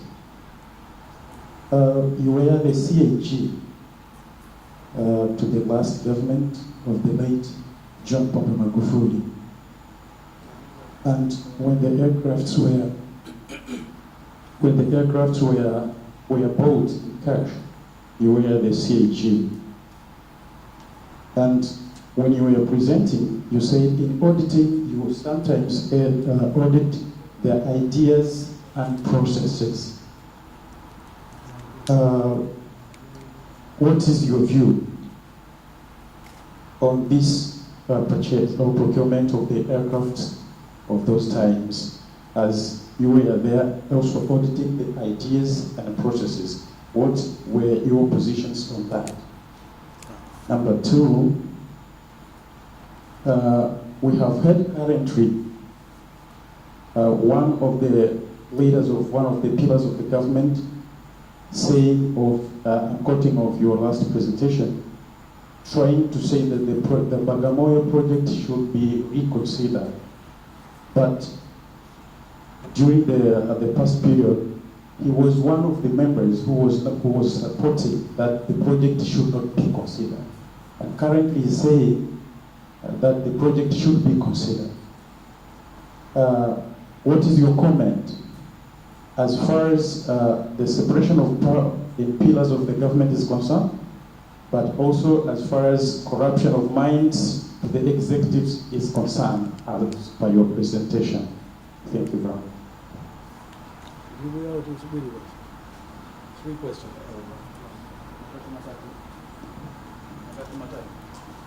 Next question.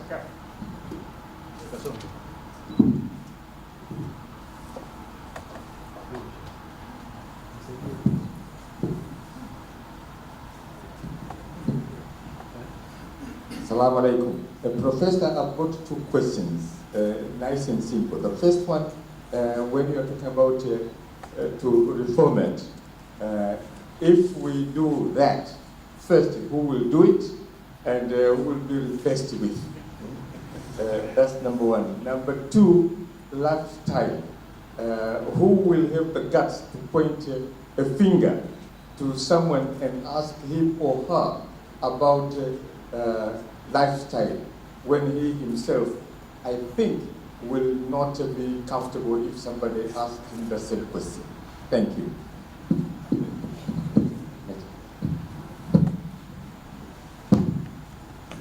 Thank you, Professor, for the nice presentation. Mine is a concern. I can summarize, if I got you well, I can summarize the presentation as you are still advocating for strong institutions.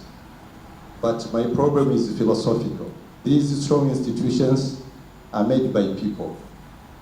So I don't know, how are you going to make them strong if you are blaming the same people who make these strong institutions?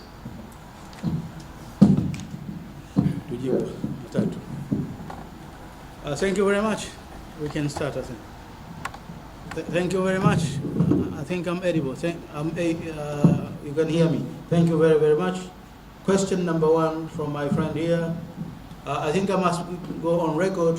I was appointed CAG December 2014. December 2014. But because of a technicality, that office cannot be vacant for, I think, 90 days. So since Uto had left, 90 days were already passed. So theoretically, my letter was dated 5th of November 2014. Although my appointment technically was December, and I took the oath in December. But your question is, my role in the acquisition of equipment by Air Tanzania Corporation. And I'm going to be very frank. I'm always frank. I'm going to be very frank. I was involved in the study of Air Tanzania even before I became the CEO. I did quite a lot of work for the government when I was in University of Dar es Salaam. And one of my last assignments was a study of Air Tanzania and its business plan. It was myself, I remember the names, the late MP for Tanga, who died. Nungu was in the team. I remember a lady from University of Dar es Salaam. I don't think I can mention her name now, but she was in the team. And somebody else. 3 of us were there. 4 of us in the team. We wrote a report. And part of the mandate was to study whether ATC could be revived. And to cut a very long story short, Air Tanzania was a company that was buying its fuel in cash. Its fuel in cash. And in airline operation, fuel is extremely important. And the most important relationship in an airline is your relationship with the fuel suppliers. These are the people who should be able to trust you to give you fuel, and you pay them maybe in a year's time. But they should be able to give you fuel. Air Tanzania was not able to get fuel unless it pays cash. So it had no reputation whatsoever with its suppliers. It had a lot of stuff that demanded a lot of money from it. Payments were not made to staff, technical stuff. So strictly speaking, my view is that was already a bankrupt organization. And when I became CAG, I remember very, very well. Very early, I will send a letter saying, what are my personal views on Air Tanzania?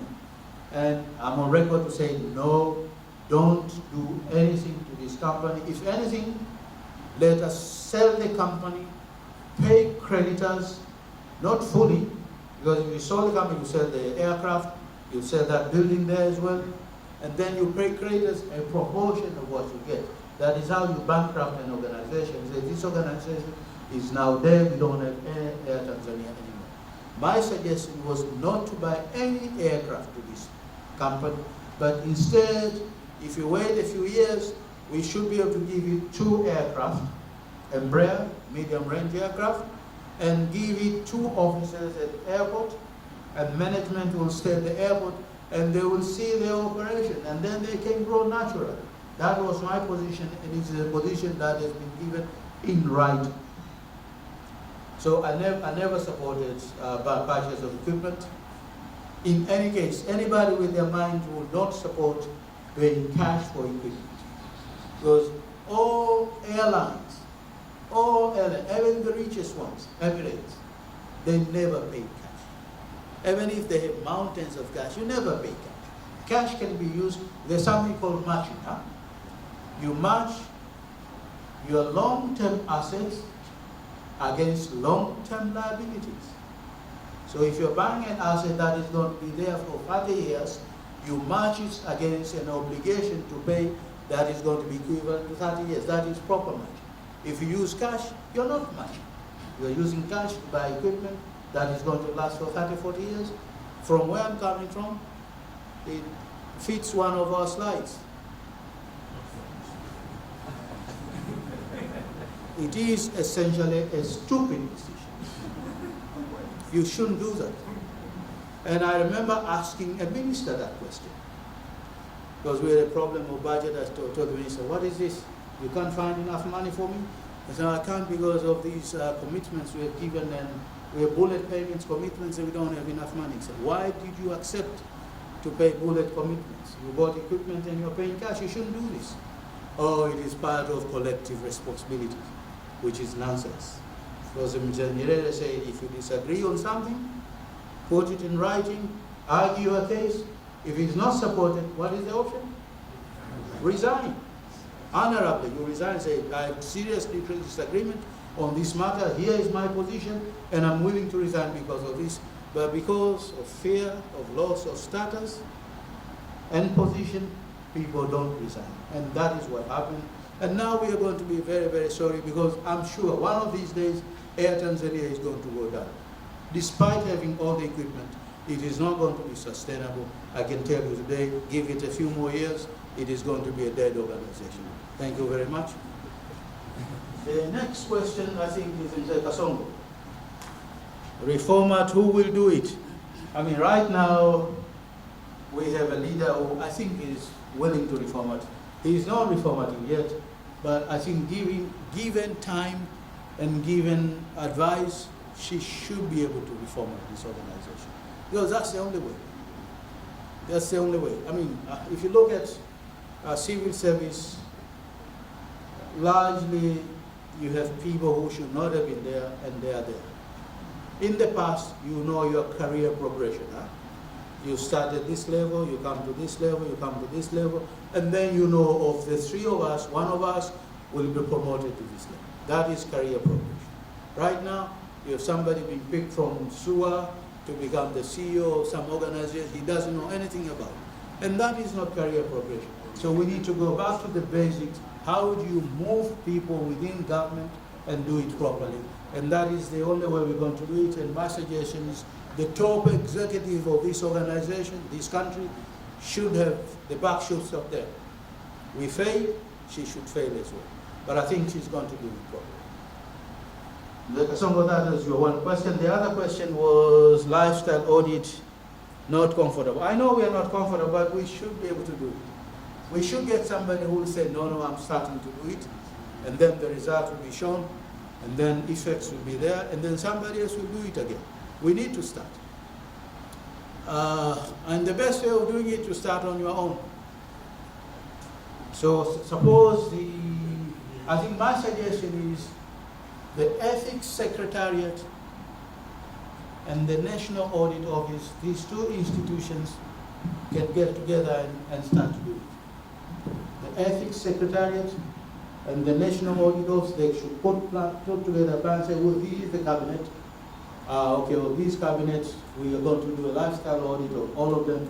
Maybe we will start with deputy ministers, all deputy ministers, and next year we'll do this for all senior cabinet ministers. And then it gets done. And then it becomes public, all of us know. But I think it's a genuine problem. Who is going to do it? Because everybody is tarnished. Everybody is tarnished. But I mean, some people are more tarnished than others. So maybe we start with the lower ones, and then they get punished. Maybe they lose some properties, and then they settle, and then somebody else gets up also, we audit, and they get punished as well, and then it becomes known. In China it is known. Every 5 years or so somebody gets up, and then they're shown the firing squad. So they stole too much money. And I think it's secure. Then, because then you stop to lay these claims. Somebody showed me yesterday, I didn't see it myself, but I think I was home. He said, okay, this minister got paid for transport allowance and was given transport as well. And that is from where I'm coming from, corruption. You can't be given transport and then be given transport allowance as well. It's the same as my people going to a field and we pay them field allowance to go to a hotel, to accommodation, meals, and then the client also gives them the same things. That is what you call double dipping. Double dipping. In technical terms, that is double dipping. You dip twice for the same thing, which is basically corruption. But these are things we should be able to point each other. No, you did that. No, but you also did that. No, fine.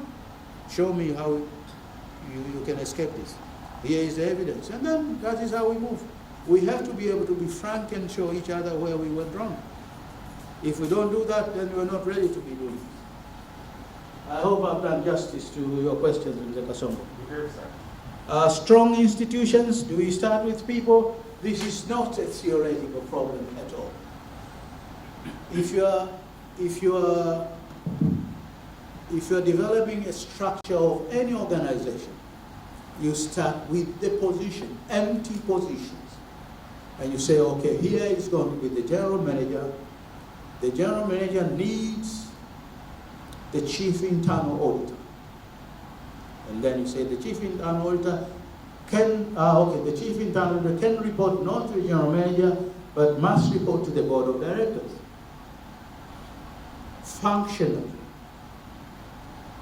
But in advice, the chief internal auditor must report to the general manager in terms of offering advice. But functionally, he is reporting to the audit committee of the board. So you have the positions which are critical. And then you fill the positions. How do you fill the position? Criteria. Say, here are the qualifications, and here are the experiences that I want, and then you fill the positions. So from where I'm coming from, critical is the structure. And then how you fill the structure with people. And the people look after the structure. That is how the American system is working. Look how they appoint judges. It's a very rigorous process. Huh? Of course, eventually it's the president who appoints somebody, but the process is very rigorous. Almost always the president will win because they may have a majority, but the process is very, very rigorous. You saw the last case, even issues that happened years ago, they get raised. You harass somebody, and they have an option to come back and say, no, you harassed me such and such a time. That time we didn't have mobile phones, but even mobile phones, they would have sent you a text. They said, this is the text you sent me. And you lose your job. So the rigorousness of the process is extremely important to fill these positions. And I think more important for me, and I've seen this, in this country, some people have more self-importance than others. And I don't know if this is appropriate, but they make excellent, for example, judges. Some people make excellent judges. the example Judge Utafahamu, the late Utafahamu. How did he come about? He studied very well, and he thought he was very, very independent, and his judgments were excellent. These are the kind of people you want to lead institutions, because they won't take nonsense. Somebody says things like that, they'll confront you straight away. So look, Honorable Executive, this is what you say. From my position, it doesn't make sense to me. You are required to provide me resources to work properly. How I work, it is my mandate. You have no role in interfering with that in public. And then you solve your problem, huh? Because after that, he can't do anything. But who is going to do that? We can't. And that is where the problem is. So my suggestion is the structures are more important than people. And then after structures, we appoint people. The people look after the structures. So we start with structures, and then people look after structures. And they employ more people, they develop more people, the structure becomes stronger and stronger, and then eventually we cannot destroy the structures. Thank you very much. Okay, some more questions? Jump. Prof, I have 3 questions if you want to comment. One is around the acquired stupidity. And we are talking about people who are really seem to be intelligent, but yet they make stupid questions. If you can clarify a little bit more, what actually causes that? Number 2 is just a very general question around if there were no corruptions in Tanzania, how would this country look like?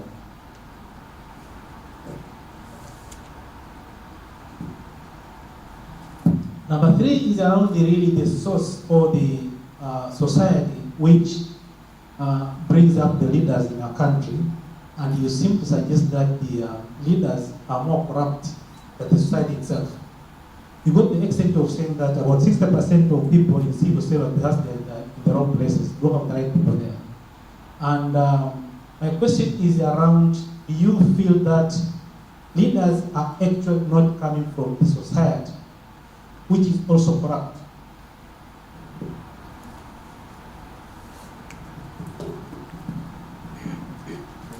A lady ask some questions.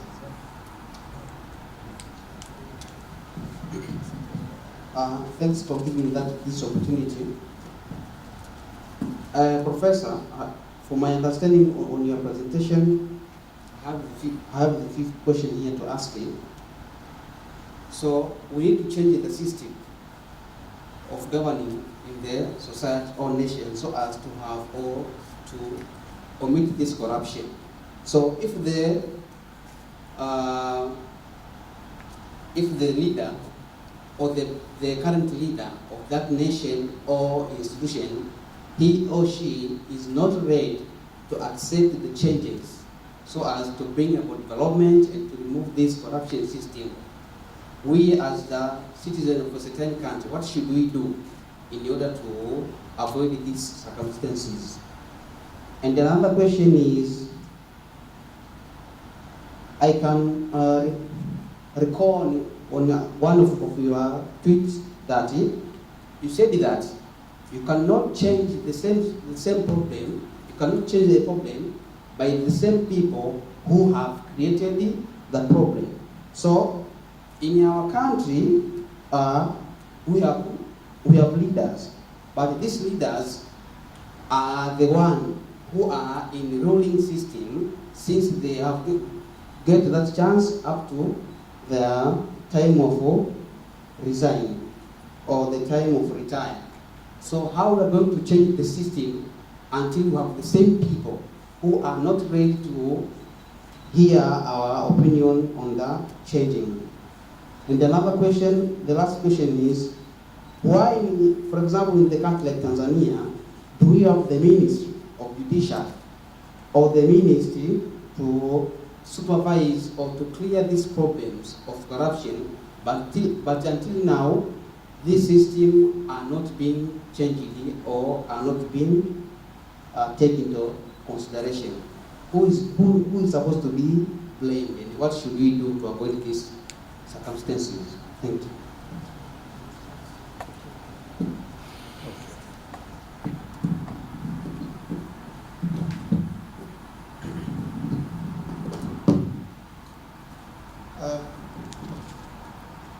Prof, thank you to get this opportunity to ask this question. My question is not far away. I have two questions, and my question is not far away from the last person who asked the question. But as I heard your presentation, Prof, you said about it's all about you are blaming the system on the issue of corruption, and you said corruption is just like it's interconnected issues. It's like a cross-cultural issues among the system. And then you have come up with two suggestions. One among the suggestions is the suggestion to cure that problem. And one among the suggestions is the repost. And the other suggestion was about the format. So in my thought, I thought that the last suggestion that you said to reformat the system is all about the radical change of the system. The total transformation is as Karl Marx and focused on the radical change. So my question is, how can this change could be executed while the mode of production that is prevailing in the system is a capitalist mode of production? And I'm quite sure that you are aware of how it operates. So I would like to hear the further comment or explanation of how that system could be formatted, it could be undergo the format. In which way will this happen? And the second question is about one. I would like to quote the one among the professors who suggests that the Stigler Gorge can no longer be profitable to the government. If the government will undergo with that project, will not be profitable, it will take a couple of years to be profitable for the government. And the same scholar, who is I can say qualified scholar and also expert in the same field, he was there the time being that the project of Stigler Gorge was going on. And the same scholar recurrently he came out and then advocated the same changes. He said that he advised the government that the government had to drop the project. My question came in your presentation as far as the issue of stupidity, but also courage, openness of the scholar. What is your take as far as this issue concerned, especially the freedom of scholar in our country?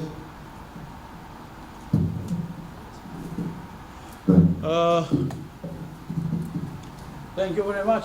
I'm advised that I should always stay here because people online cannot hear me when I go about.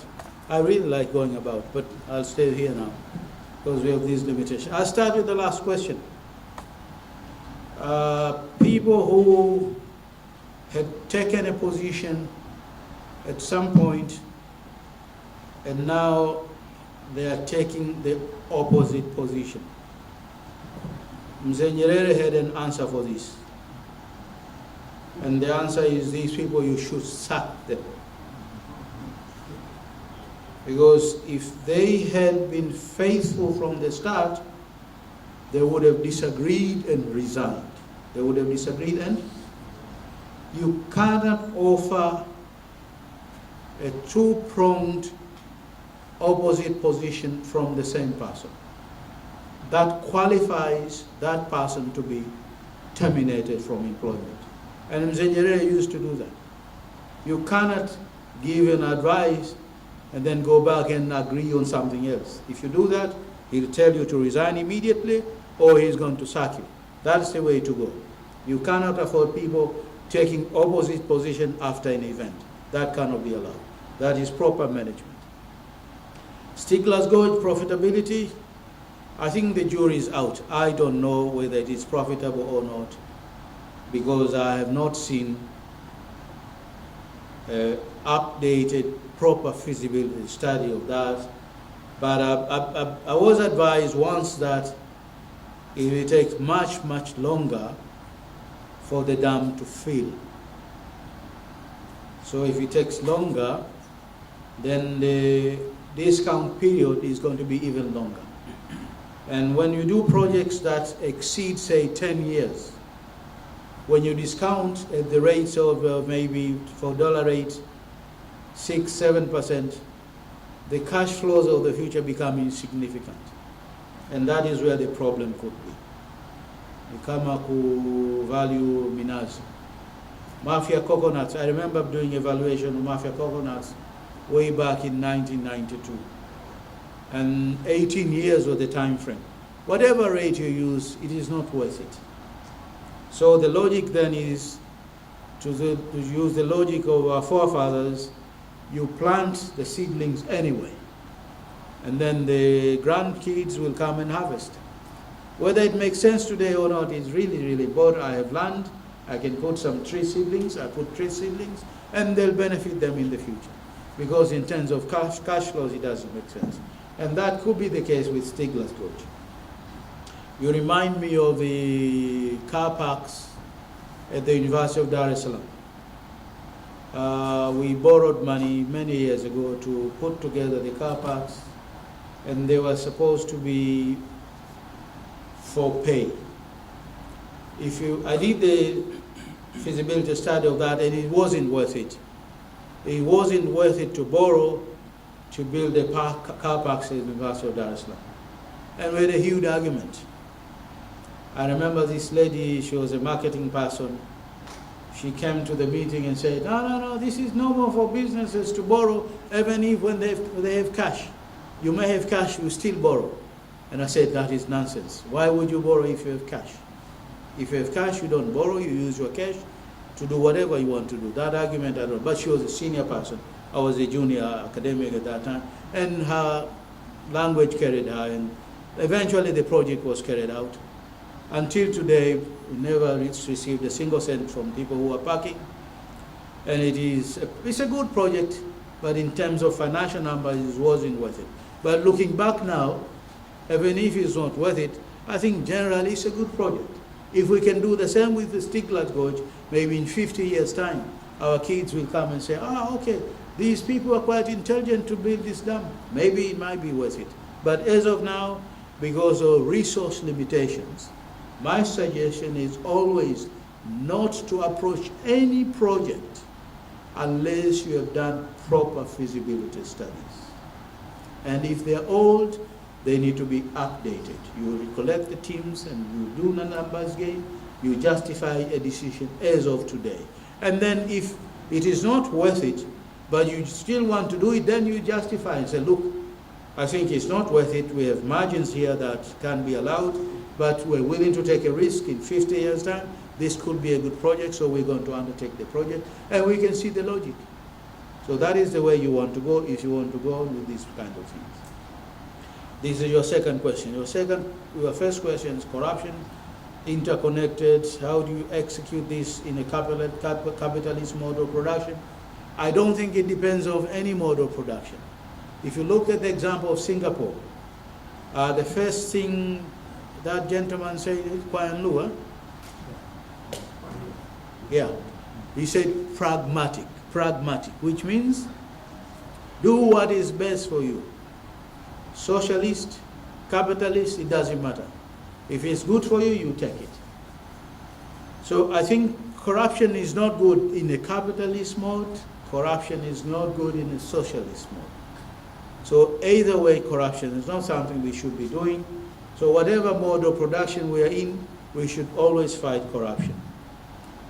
My suggestion was reform it, not either reboot or reform it. I suggested reform it because we have so much dead wood, and some people have gone so far off, it's not worth it to recover them. If somebody can go to the extent of calling somebody Mungu, that person you can't recover from. So I think we need to reform it. We need to reform it. So I think I've answered your question. The other question, I haven't written the names because I haven't heard your names, but will it change the system of government? What is the role of citizens? I mean, the role of citizens as always is to be interested participants, to ask questions and seek to get answers. If we don't ask questions and seek to get answers, we leave it to the leaders to decide. If we ask questions, they are going to involve us. So if we have interest, we say, here is our interest, ask the question and seek a response for that question. So our role as citizens is to participate in everything that is of interest to us. Of course, finally, this translates into elections. We have to go into meaningful elections, and we elect the people who are very good for us. Not because they've given us something or they promise they're going to do this for us and then we elect them. That is not proper election. And this is a huge area. I hope one of these days somebody else is going to come here and speak about elections in this country. I think elections in this country is more of voting rather than elections. We participate in the voting process, but we don't necessarily elect. We saw last time, all of us went and voted. Did we elect? I don't think we elected. And this is where the problem is. And I promised myself I'm not going to go into any voting process again until it is a completely digital process. I vote here, it's going to be counted centrally. If we reach that stage, I'm going to go into a voting process. Without that, I'm not going into any voting process because there's so much fraud, it is not worth voting for myself. Can't change the problem while some people who create, okay, I think this is where you're referring to a situation where it is not concerning me. The reference to where I say you cannot change a problem with the same people who created the problem is a Twitter account that is not my account. So to use the word of President Trump, fake news. I think there are 3 or 4 Twitter accounts that are not my accounts. I have a Twitter account, but it has been inactive since the closure of the internet. I haven't been able to go in there, and I use always my desktop because I need a bigger screen to get into these things. And since the closure of the internet, I can't use my desktop to go into Twitter. I can't use my phone. I can use my phone, but I don't like using a small screen, so I'm not active on Twitter anymore. Whoever is active now, it's me, somebody else, so I can't answer that question. Judiciary and Justice Ministry, the superior here should be Justice Ministry, because the ministry takes responsibility for 2 things, and this is general. A minister should take responsibility for strategy and policy. Not operations. What you see now is ministries get involved in the operations. That, from where I'm coming from, is not proper. A minister cannot solve an operational problem. They can only take responsibility for strategy and policy. What we have now is not proper government, where a ministry goes to the district and try to solve a problem. That is not the work of a ministry. Ministry should be in the ministry and solve strategic and policy issues best. And then they receive quarterly reports, and then they act on that, and that is the way you run a government. We are not running government properly right now, but strictly speaking, it is the ministry that takes responsibility to connect any wrong in the legislative system, and that is where the buck stops. And then the third question, which was the first question, was why do we have acquired stupidity? I think there are 2 reasons. The first reason, I mentioned this, is fear. People fear authority because in the past, in the recent past, we have what I call degradation ceremonies. Degradation ceremonies, where if you are removed from a position, it is not a very pleasant sight. Things will be said that are not good for you, you are not this, you are not this, you are not this. And in proper management, you don't do that. If you're parting company with an employee, you write him a letter of reference to say, unless you have evidence that they were thieves, Even when they're thieves, I mean, you lie just an impartial letter. I worked with this gentleman for 10 years. You don't say, no, he was not good for me. But if they call you in confidence, you might tell them, I had a problem with this gentleman on a number of years, some money was stolen from me, and this and this. But usually the letter of reference is a good letter. And that's how you part company. But as in the recent past, people will be called and said, you are useless, you didn't do this, you didn't do this, you didn't do this. And the degradation ceremony is not a very good ceremony, so people fear that. And therefore they become stupid to protect themselves from these degradation ceremonies. But more importantly, I think a lot of people lack confidence as well. If you know what you're doing, you can stand your ground. If you know what you're doing, you can stand your ground. If you don't know what you're doing and you lack confidence, you won't stand your ground. I remember once somebody called me and said, no, you need to go to press and do 1, 2, 3. And I said, no, I'm not going to press. I'm not going to do 1, 2, 3. But I'm your executive. Why don't you do that? I said, yes, you are my executive, but I'm listening to my immediate subordinates, and these are my professionals. They advised me not to go to the press within the next 2 weeks, and that's the decision I'm going to stick to. And then the phone went off. He didn't like it, but it was my position. My people advised me, and I allowed myself not to go to the press, and I wasn't going to go to the press. So despite the pressure, I said no. Because I'm confident, I said this is what I'm going to be doing, and that's my position. You don't like it, fine, good. But this is my position. And a lot of people cannot take such a position, which is regretful, really.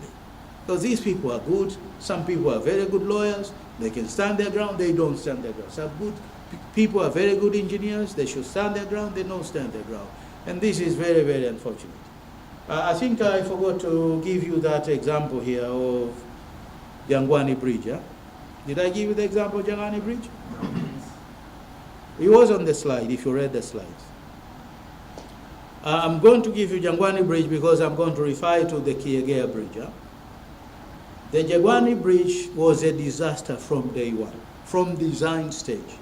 And I know a guy who was a technician there. And he came home and told me the design of the Jangwani Bridge is utterly useless.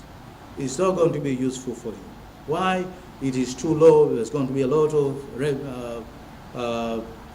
debris there, and it's going to fill. It's not going to work for you. I said, did you tell the people? They know. I told. They knew. It's a designer. We gave our comments, but we are contractors, so we'll have to contract as per specifications. And then the bridge was constructed. It's now working, and we have a problem. Every drip of rain, Jangwani cannot be crossed. Who takes responsibility for that? It has to be somebody who made that decision. And somebody who made that decision got scot-free. And then you have the Kiegea Bridge, huh? In Dodoma, right? Kiegea Dodoma. As you go to Dodoma, there's the Kiegea Bridge. Dodoma. Morogoro. It's the Morogoro region, but as you go towards Dodoma.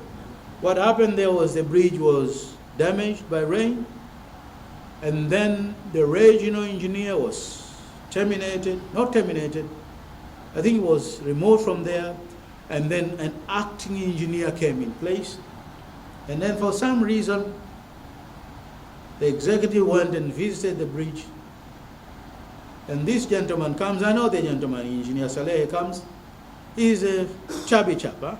Big chap. Say, why are you this big? I can't answer that question because I eat well, but he didn't answer.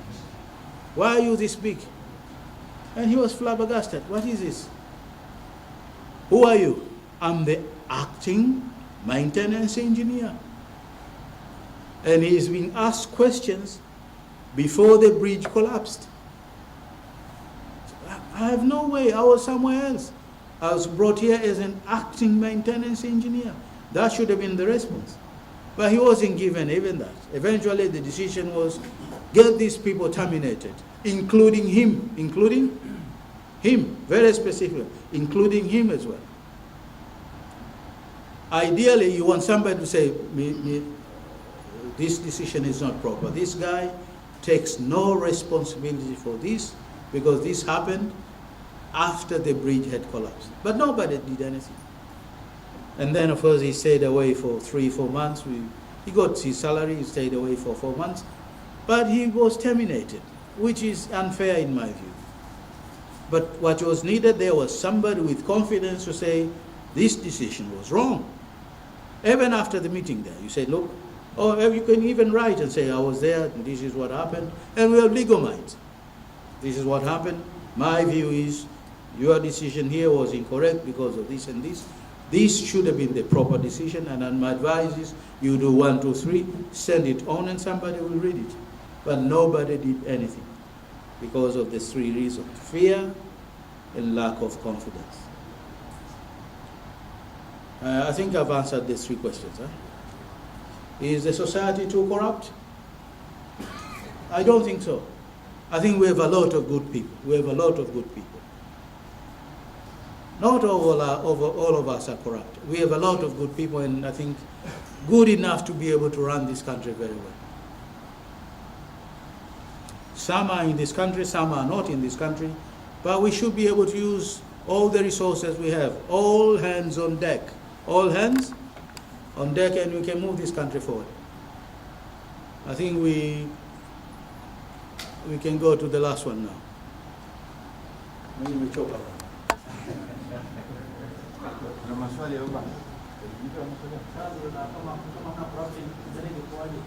I can't answer that question. Kama hakuna corruption, Tanzania ingekuwaje? I think if we didn't have corruption, and if we had the right leadership from 1961, Tanzania would have been the leader in agriculture. I think we have got the best lands in the whole of Africa. If you flew from Zanzibar to Mwanza on a light aircraft, you'll see how good we are as a country in terms of the river systems, in terms of the land that is basically undeveloped. Only around Lake Eyasi you see a little bit of farming, but this country could be developed very, very largely and feed the entire continent, and maybe export as well. So I think we could have been very, very far. The problem is we did not have strategic leadership, which we badly need now. Thank you very much.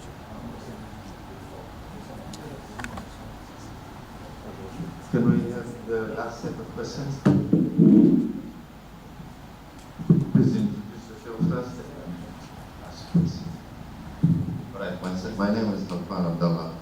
Thank you so much, Professor, for sharing with us on this topic.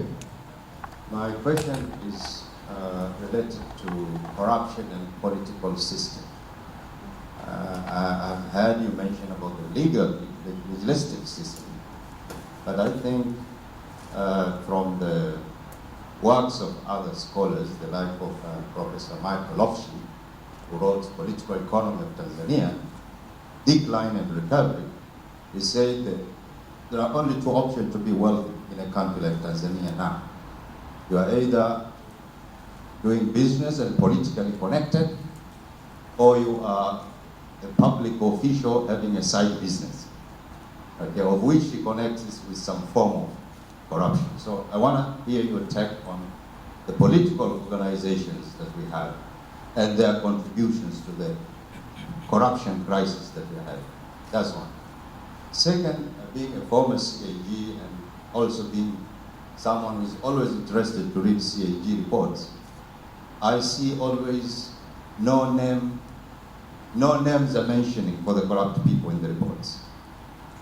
The recent one I can give is of fire department. We are told almost 200 million have been taken by the officer in finance, but you see the official in finance. Why no name calling on these reports so that the public knows who took away their money, so that they can maybe also try to see if they can do something. So those are my 2 questions. Maybe the last one is, do you see as part of solution to have a CAG office that can also prosecute? So those are my questions.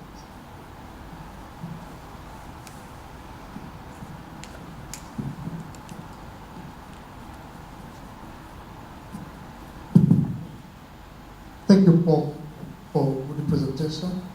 Just also to share a few remarks. One is a question, one is a suggestion. My name is Michael. I'm a financial analyst. I'm also working with the government.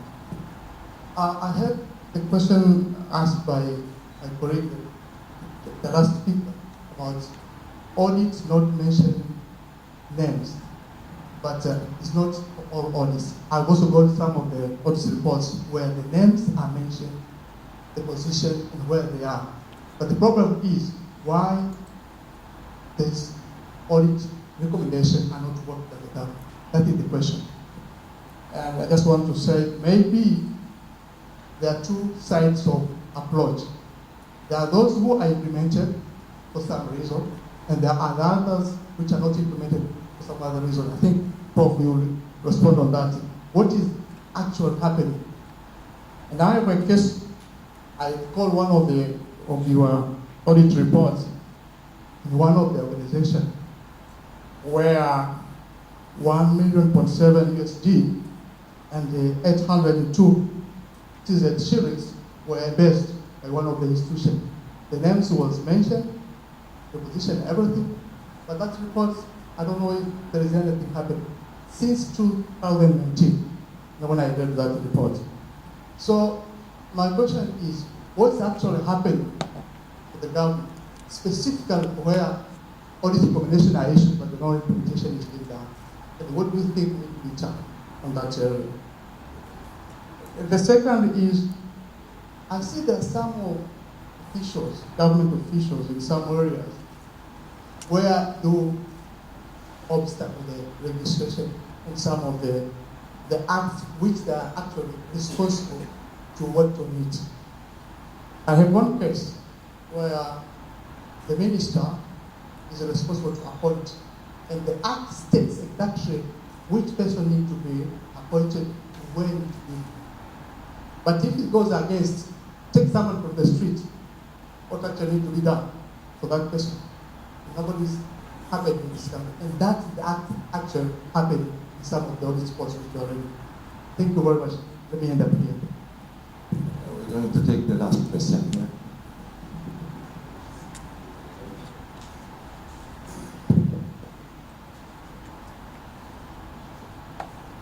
My name is Kaila Mkigari. I have a few questions here. I need to hear your comment about it. So the first question is availability of most politicians in the institutions. It read the rules or decrease of professional ethics, which can result in lack of integrity in the office. And another one, you are talking about the reform, to reform the government. That is a good idea and a good suggestion. So, what the effect if we are going to reformat the government without getting a new constitution? You can write the reformat and the new constitution. And the last one can be a suggestion. I don't think that corruption is wrong. I don't think that corruption is wrong. If we don't have ethical theory standing. So it's a pain to our government and our societies to teach divine ethical theory from the childhood. That is my question.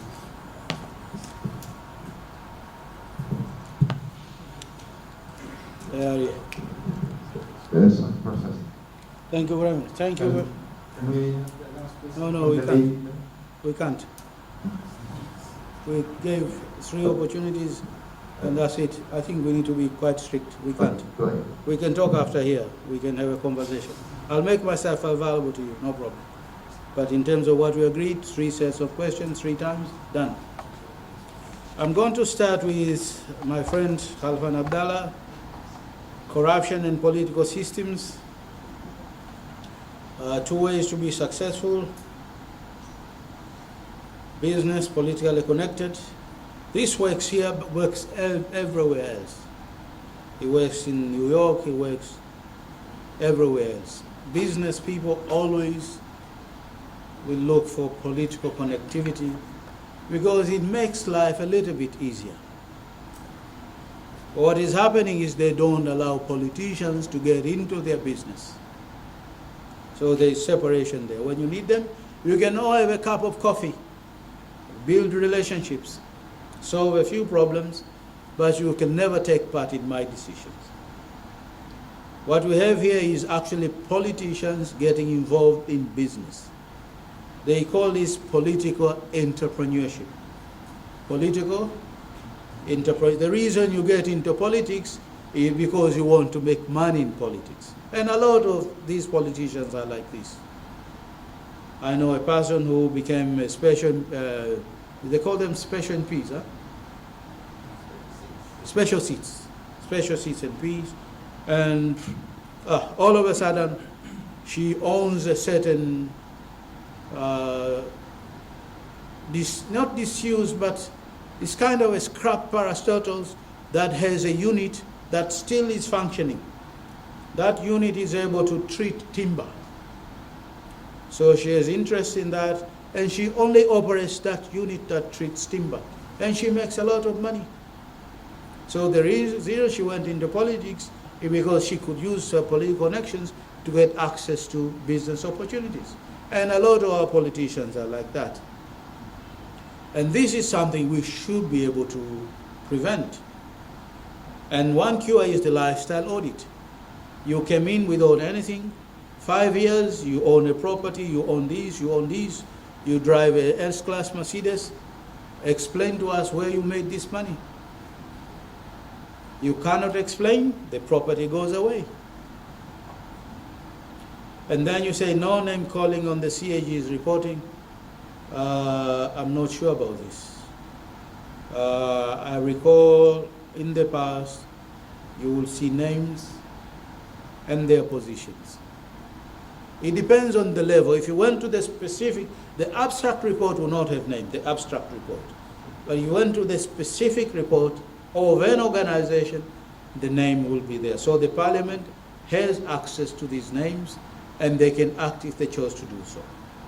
CAG to prosecute, I don't think it's wise to do this because of the principle of separation. Investigate, and then somebody should be able to prosecute. You can provide the evidence, but somebody should be able to prosecute.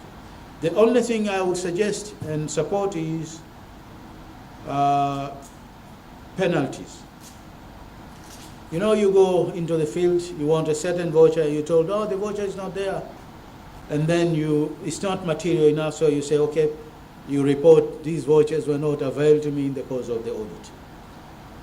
What I'm suggesting is from that point onwards, there should be a penalty on the director.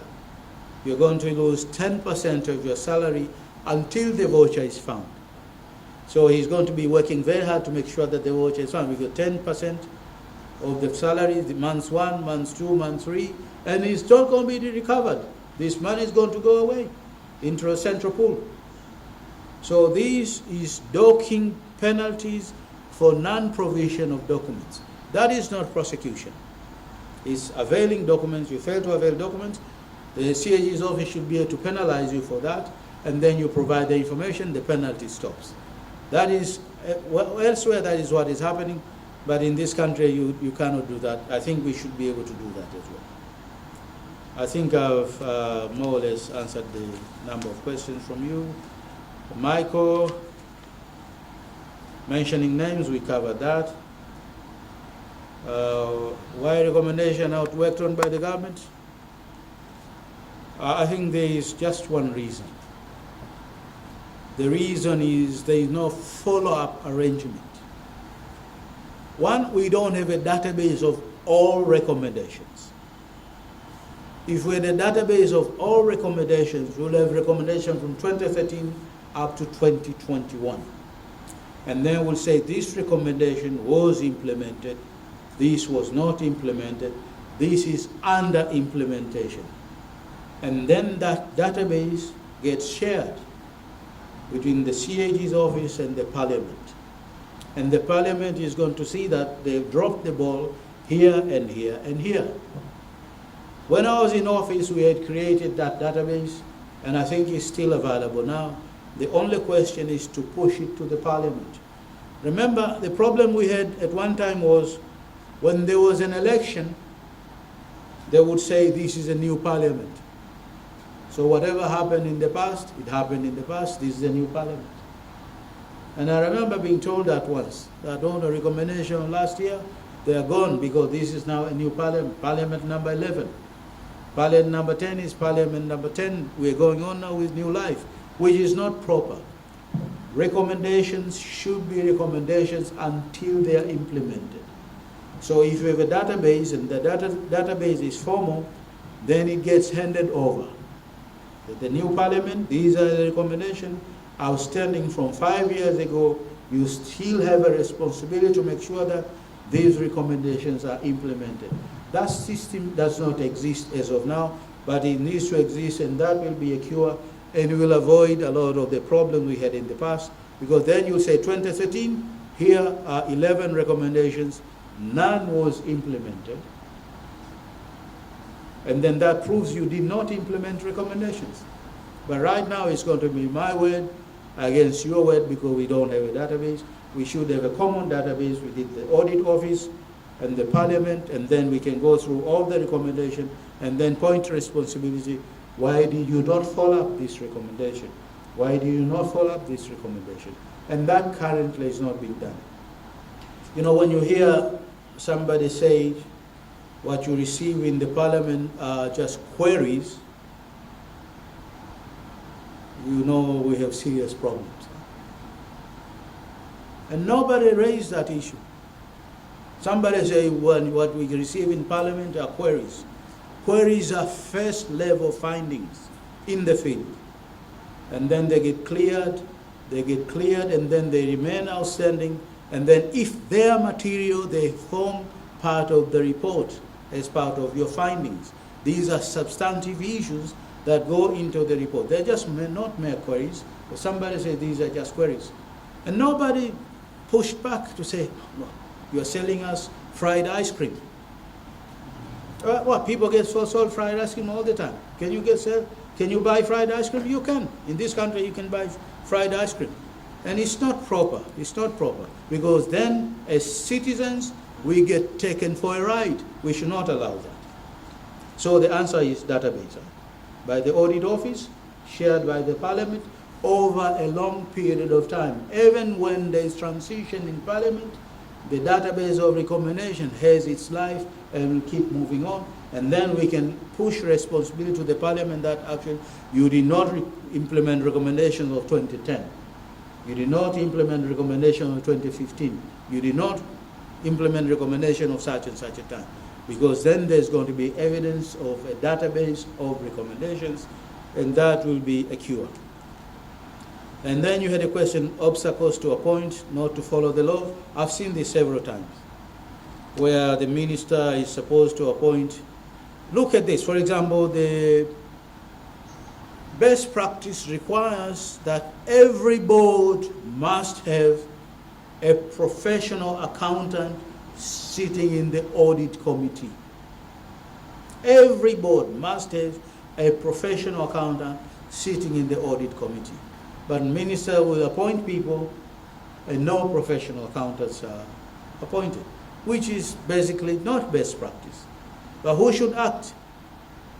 The regulatory authority of accountants and auditors should do that, should be interested in board appointments all the time and write to the minister, say, Minister X, you appointed these people, there is not a single accountant here, it is your job to do that. We have a list of all professional accountants, ask us, we can give you the name, appoint somebody here. But nobody does that. So everybody is dropping the ball, and therefore the minister is going to be left to do whatever they like.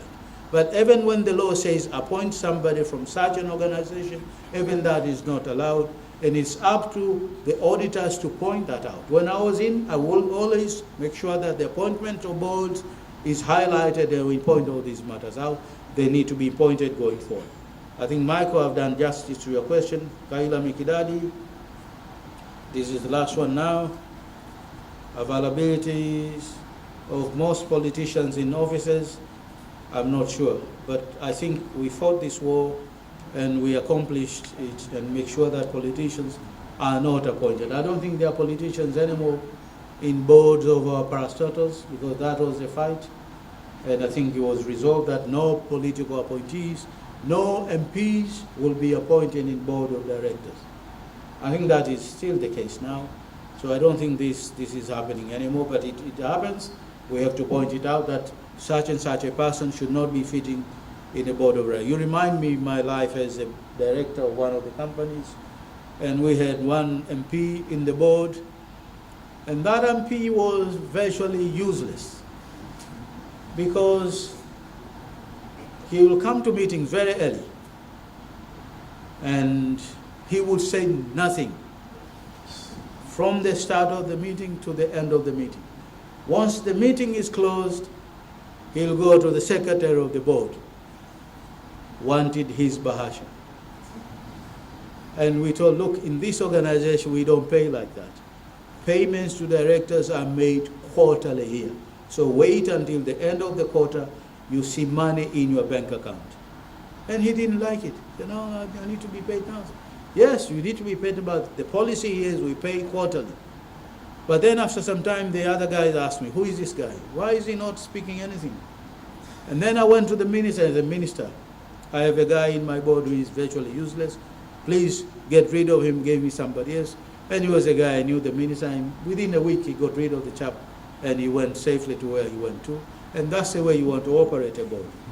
Pick people who are good and identify people who are weak and get rid of the people who are weak. But our boards not necessarily operate like that, but it's the way you want to operate. Corruption is not wrong if we don't have an ethical standing. I thought we have a misunderstanding there. But I got your point eventually. You're saying without a proper ethical anchoring, it's not fair to say corruption is wrong. Because what is wrong is our ethical bearing. I think that's the point, which I agree to. Which is why I'm saying going forward in 20, 30 years' time, what we need to address is our kids. Because we are already gone. We have attitudes and characters that may not be able to be reformed quickly. While we focus in our kids, we may bring up kids that are proper in 20, 15 years, and they will be much better leaders. So in that case, I agree very well with you. Thank you very much, members. Nashukuru sana. Thank you very much, Professor Mussa. We are nearing the end of our event. Being with us here, listen to our good professor. We thank you very much. You will have to expect some more sessions similar to this in the near future, inshallah. And God bless you and go well. Thank you very much.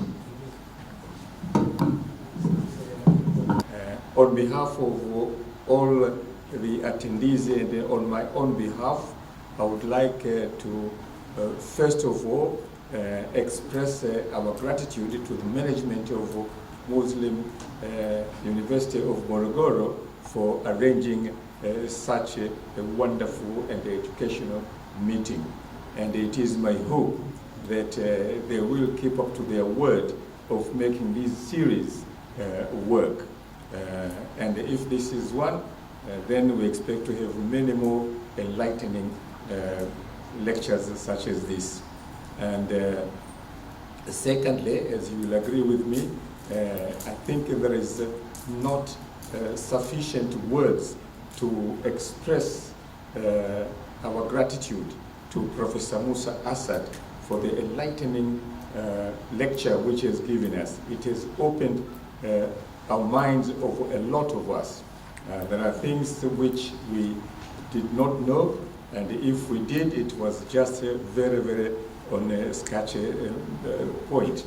And then secondly, I would like to thank Professor Assad for his courage, because in this country now especially, we have become accustomed not to speak out loud your mind.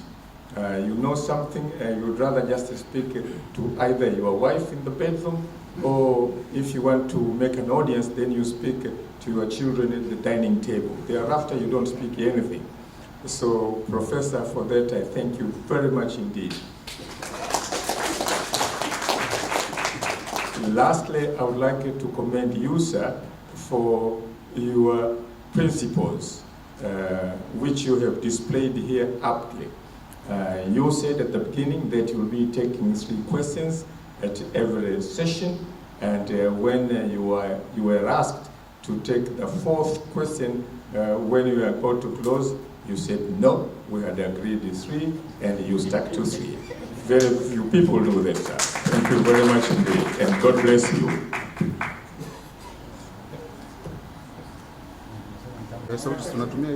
Mimi ninachoona, na hii ni anecdote. Anecdote ni kwamba kwa mtazamo wangu, kwa vitu nilivyowahi kukutana navyo, nafikiri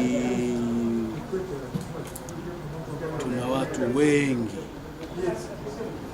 ambao si wazuri.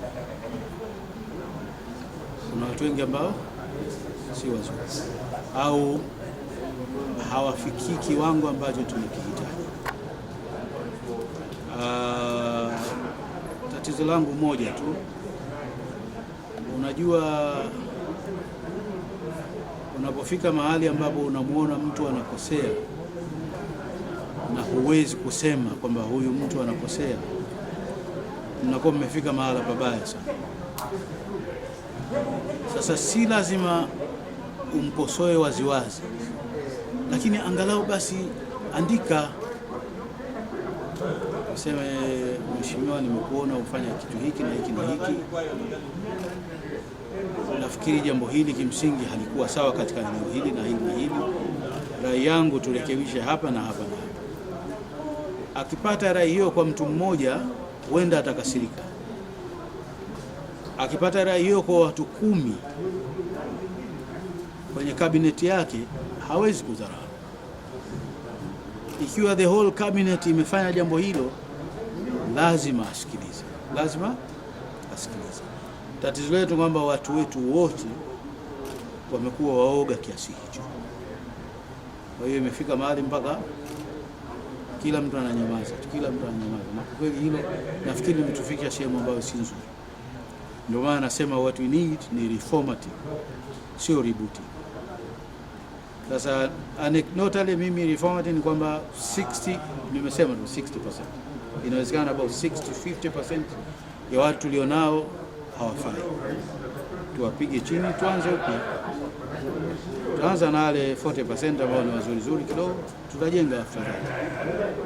Lakini kwa sababu hilo pia ni somo, kwamba wale ambao in the future watakuwa ovyo ovyo, dawa yao ni hiyo, tutawapiga chini, tuanze upya. Kuhusiana na swala la free budget ulizungumzia hapa, sasa tufafanuzi kidogo kuhusiana na swala hilo, lakini vile vile kuhusiana na mradi wa Bagamoyo, unaushauri nini sasa kuhusiana na mradi huo?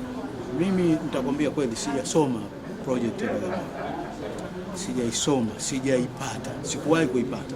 Wakati niko ofisini, katika vitu ambavyo niliviomba ni vitu vitatu. Niliomba SGR, niliomba document ya Air Tanzania upya, na niliomba project ya Sikiliza feasibility studies, na sikupewa hata moja. Nilichopata ilikuwa ni barua kwamba mwaka haujamalizika, na kwa hiyo ukaguzi wa hesabu si wakati wake. Na kila mtu mwenye akili alikuwa anajua kwamba nilichokuwa nataka kufanya sio ukaguzi wa hesabu, lakini ilikuwa ni technical response ya kusogeza muda na kuniondoa katika regi tu. Kwa hiyo mpaka nimeondoka ofisini, I never got that information, na mpaka sasa hivi sijatafuta na sijasoma. Wewe ni kama mimi, I'm a private citizen now.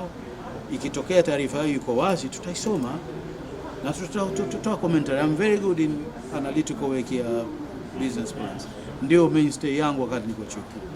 I did a lot of work katika kazi hizo na naweza kufanya vizuri, lakini lazima ionekane. Kwa hiyo yangu ni kwamba tuitoe hii document, isiwe tu iko Ikulu, iko bungeni au watu walikutana nao sehemu fulani, wote tuione, Watanzania wote tuione, ili tuseme kweli bwana, hii condition si nzuri. Tunaweza tusema kadha ili kuaddress hiyo condition ili tuende forward. Kwa sababu mimi binafsi nafikiri haya maeneo ya Bagamoyo na pwani hii yamewekwa nyuma sana miaka mingi, na kama kuna eneo tunaweza kutengeneza bandari nzuri, tutengeze bandari nzuri. Kama tunaweza wenyewe tufanye wenyewe, lakini na hakika ni huge investment, hatuwezi kumobilize ile resources kufanya wenyewe. Lazima tupate pesa kutoka nje ili waweze kusaidia, na ili tupate pesa kutoka nje lazima tuingie kwenye majadiliano na watu wana matakwa yao, tusikilize matakwa yao na tuingize matakwa yetu, huenda tutafikia compromise, tutapata kitu ambacho kitasaidia wote. Hiyo ndio rai yangu. Professor, plea bargain bana ni kitu kizuri sana. Ni kitu kizuri sana katika systems zinazofanya kazi sawa sawa, ili kupunguza msongamano katika majela. Kwa hiyo unaongea na mshtakiwa, anakusaidia vitu fulani, kesi inakwenda kirahisi zaidi, na wewe unampunguzia kifungo chake, au kuna wakati hata humfungi kabisa, anakwenda mahali anapumzika. Kwa hiyo ni jambo zuri likifanya sawa sawa, na wenzetu wanafanya plea bargain mwanzo wakati wa uchunguzi. Yani unaongea na askari, ilikuwa akafanya interview kwa watu 6, 7, 8. Wewe una taarifa zote, unamwambia bwana, mimi taarifa zote ninazo, nitakupa hizo taarifa, mimi nitapata nini? Ndio plea bargain, kwamba I'm going to be guilty, nitakupa wewe taarifa. Sasa yeye kama askari anasema bwana, sikiliza, mimi wewe ukienda mahakamani, sheria inasema utafungwa maisha. Sitaomba mimi kufungwa maisha, omba upate 5 years nje. Sasa maisha na 5 years, unaona big reduction. Mnakubaliana kwamba basi nitoke, nitakupa taarifa hii, nitachukua 5 years, I'll go to jail. Mnakubaliana pale, end of the story. Unakwenda mahakamani, una plea pale, unapewa 5 years, you go to jail, 5 years unatoka. That is plea bargain. Una shorten ile sentence, naye anapata faida.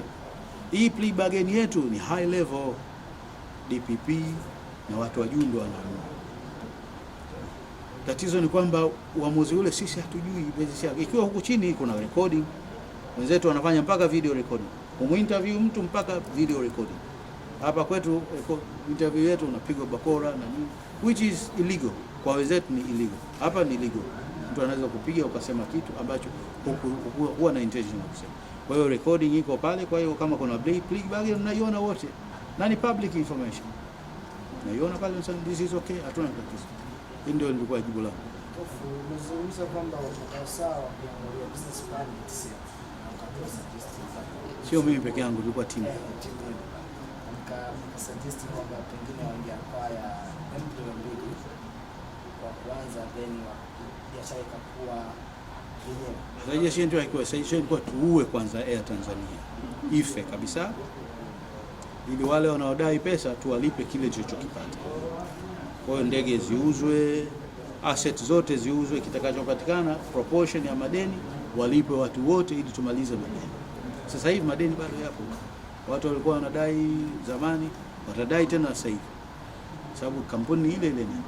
Ukiua kampuni na madeni yote unayafuta. Halafu unaanzisha kampuni nyingine. Kama walivyoanza wale Coastal. Coastal unajua kalianza kwa ndege moja tu. Sasa hivi Coastal is very, ana ndege nyingi sana. Yule Mtaliano. Lakini alianza na ndege yake. Na yeye yuko airport pale, manager yake anaangalia operation, ndege imeruka on time, hiyo imekwenda Zanzibar, imerudi after 1 hour, inapasikia abiria wengine na kwenda, unaona operations zako physically, unatoa supervision. That's the only way you can run an airline. Sasa sisi bado tunataka big offices, ile jengo liwepo pale, makae pale. Wachofanya kitu cha kwanza walipata hela kurefurbish ile jengo. Jengo linasaidia nini? Lakini wame refurbish, imekuwa zuri sasa hivi. Tunalitazama, lakini inasaidia chochote katika airline industry? It doesn't. Ukiona jengo zuri inasaidia? Haisaidii. Kinachosaidia ni load factor. Unabeba watu wangapi kwenda angani na unakaa angani masaa mangapi. That is the critical thing. Load factor ya ndege. Unachukua ndege inakaa airport miezi 3 haifanyi kazi. Is that a business? Hiyo sio biashara bwana. na mtu yote anaona. Kina pale unakuta ndege imekaa pale. Sasa mmenunua ndege za nini kama haziruki? Straight from day one unasema hii hawajui biashara hawa watu. Ukinunua ndege iruke, iwe na load factor 75% na iko juu anga. Angalia Kenya Airways, pakiza abiria hapa 75% imejaza ndege na inaruka. Nafikiri Kenya Airways walikuwa na trip 7 Dar es Salaam kila siku. 7 trips every day to Dar. Kila siku 7 trips na wanajaza. Ndio biashara ya ndege. Hata kama wanapata hasara, wanapata faida, wanapata hasara kwa sababu operations zao ni nzuri, ni kwa sababu tu vitu vidogo vidogo ndio wanapata hasara. Hiyo ndio the way you run an airline. Lakini sisi hatujui kuna airline. We don't know. Nilizi siku zote mimi line yangu ni hiyo. You never buy airline by cash. Hakuna mtu yeyote ananunua ndege kwa cash. Wapi umeona? Hakuna mtu ananunua ndege kwa cash. Watu wajinga sana wanaweza kufanya jambo. Why would you buy cash? And then unasema nimenunua cash. You can't. Cash ina matumizi yake. Na mkopo na matumizi yake. Ukinunua equipment kama hizo za muda mrefu, unachukua kwa mkopo, cash unatumia kwa vitu vingine. Profesa, kumekuwa na kasumba kidogo ya baada ya uongozi kupita, watu wanakuwa kidogo wanauzungumzia ndivyo sivyo au wanakosoa, lakini uongozi mpya ukija watu wanakuwa kidogo wanalalia upande huo.